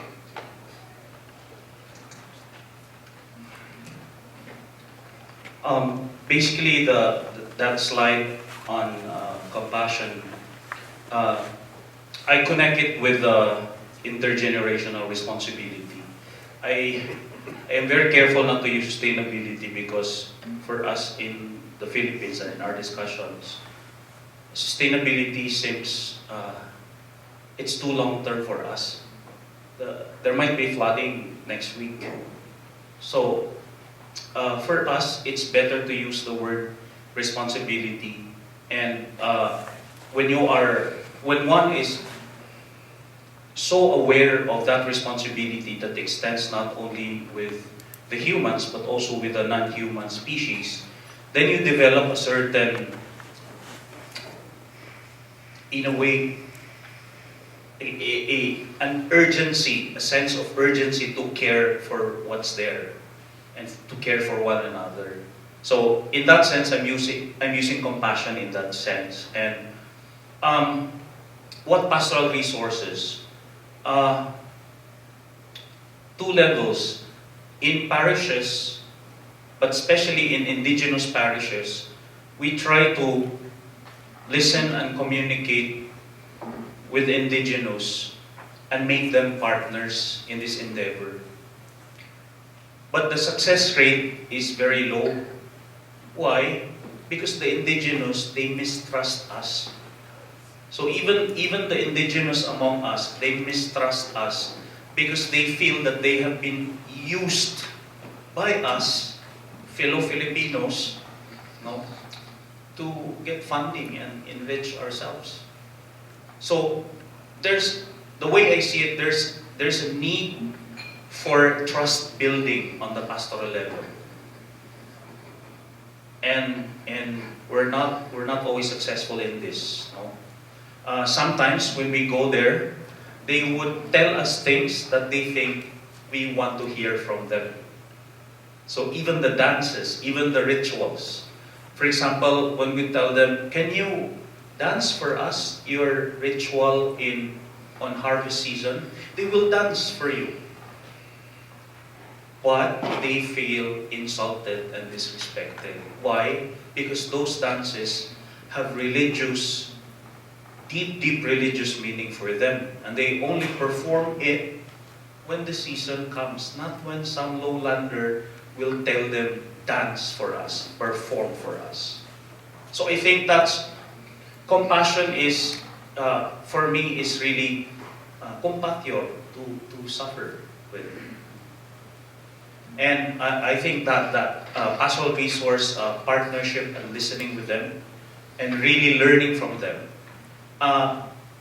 Because I also work in the university, one of the things that we're experimenting is to integrate in our curriculum environmental concerns. One example that I've been pushing in our business and accountancy departments is the integration of environmental accounting in business. Because there's a lot of logging and mining going on. And in the regional growth report in northeastern Mindanao, where I live, the government is very confident in their numbers. That northeastern Mindanao, that region was supposed to be one of the poorest, I think we're third poorest region in the country, in the Philippines. And the government numbers, they projected a very high confidence rate, no? You're getting rich. But we know that those numbers, those bottom line figures, come from mining industries. So we're asking our students to do environmental accounting. What's the environmental cost for this bottom line figure?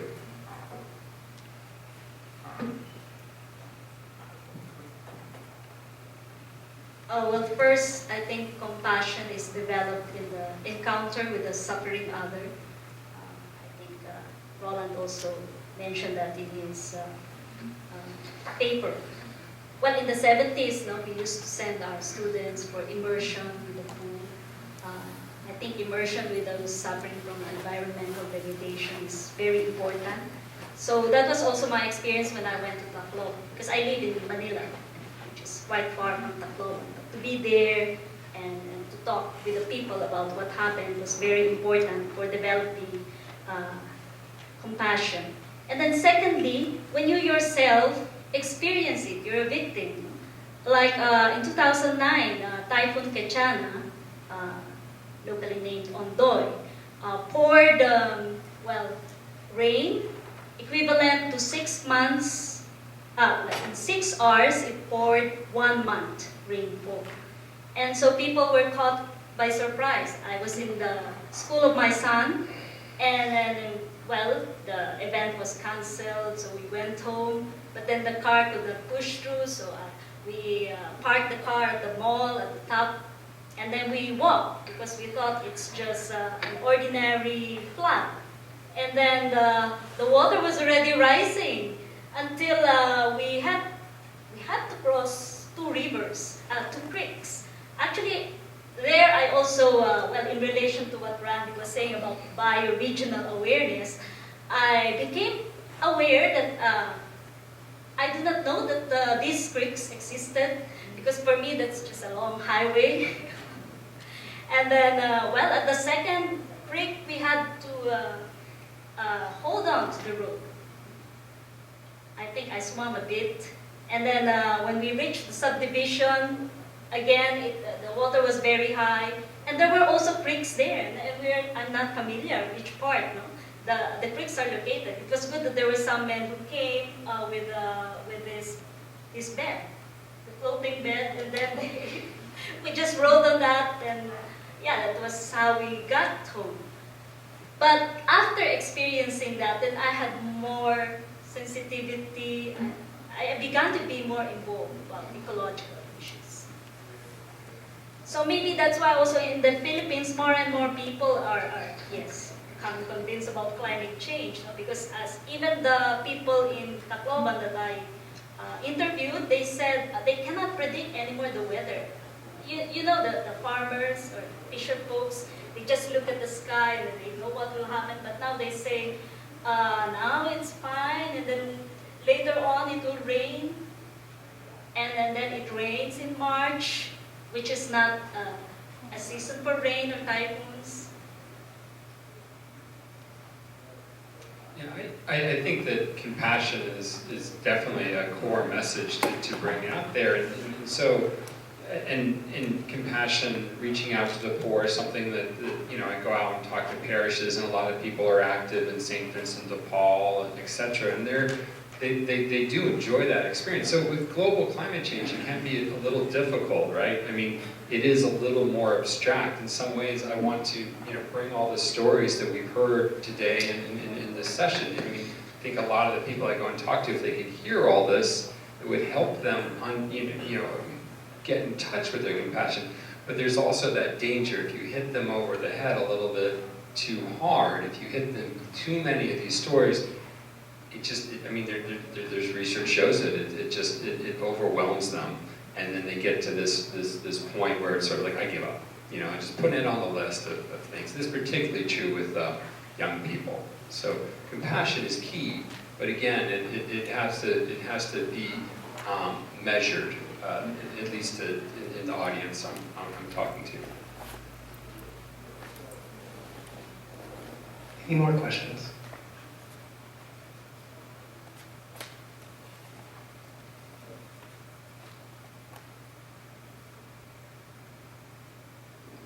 Questions? Okay.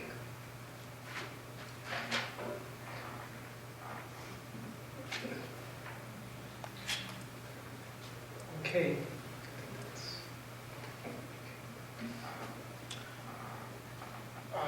Thank you very much. First of all, a question to Stan. You ended with a quote. I'm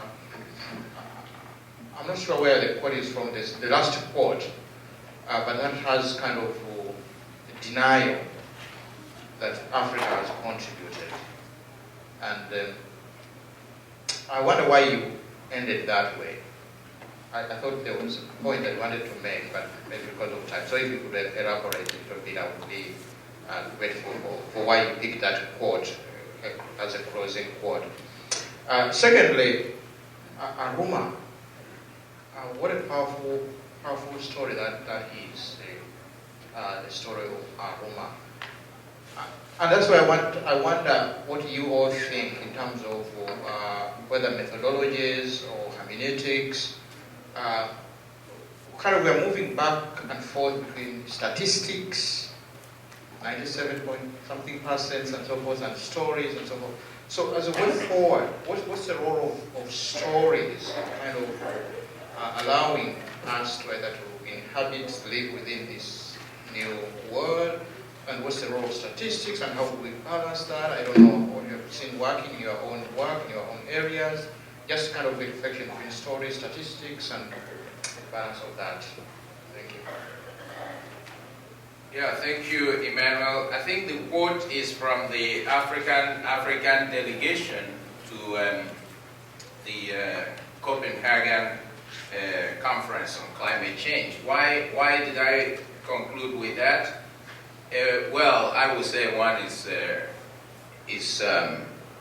not the final quote I wanted to use, but at the time I had to use that quote. But then reflecting on it, I think I am very strong advocate of the subjectivity of Africa in terms of the saying among the Yorubas that if a rabbit comes into my barn to eat my yam because there is a hole in my barn, then I have to close the hole before I can get rid of this rabbit coming in. So that I saw the delegation. This was a delegation trying to find Africa's response to climate change, and the key. This was the preliminary remark, was to take no responsibility for climate change. So I didn't think that is a contribution.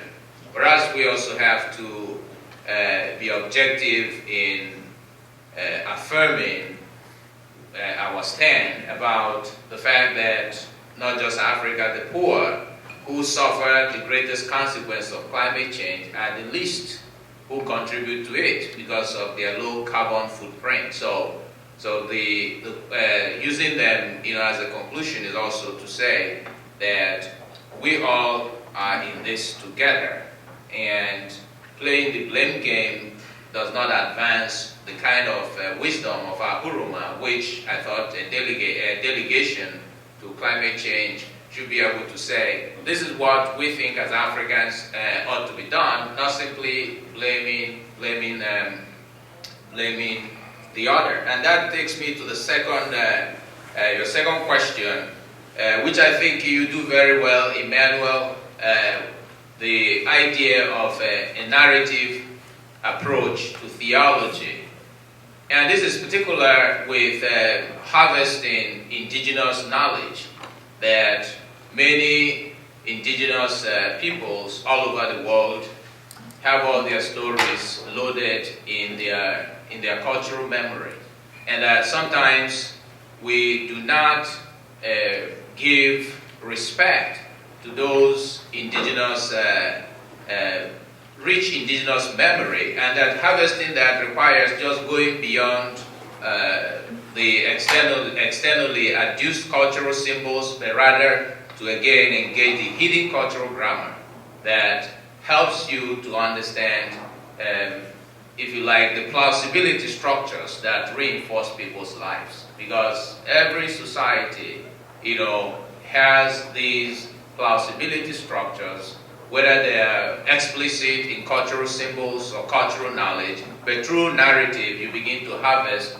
this richness, something that, to borrow the words of Hans Kuhl's poem Balthazar, he says the hidden rationality that you find when you enter into the archetypical form that you find in particular histories. In my interview, there was also a story, a folk story that came out, which they relate to being the cause of Haiyan, or at least the waves that swept through the communities. There's this old woman who was asking for water, and nobody gave her water, and so she threw back this 3 huge waves of water on them. Well, what is important there is to look at the wisdom behind the story. Reciprocity, care for the poor, and if you don't do that, there's something that would happen.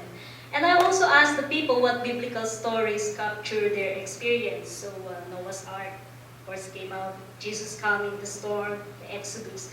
But with Noah's Ark, somebody said, it will not happen again.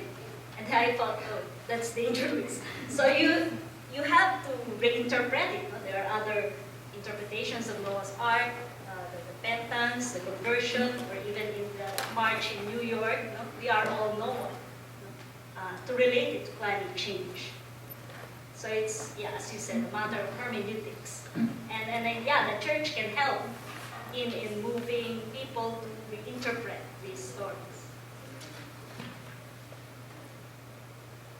Yeah, I mean, I think even as a scientist, I mean, we absolutely need good science information to help us, you know, inform and make good decisions. But in this framework, stories are essential and certainly more important than the data, I would say overall.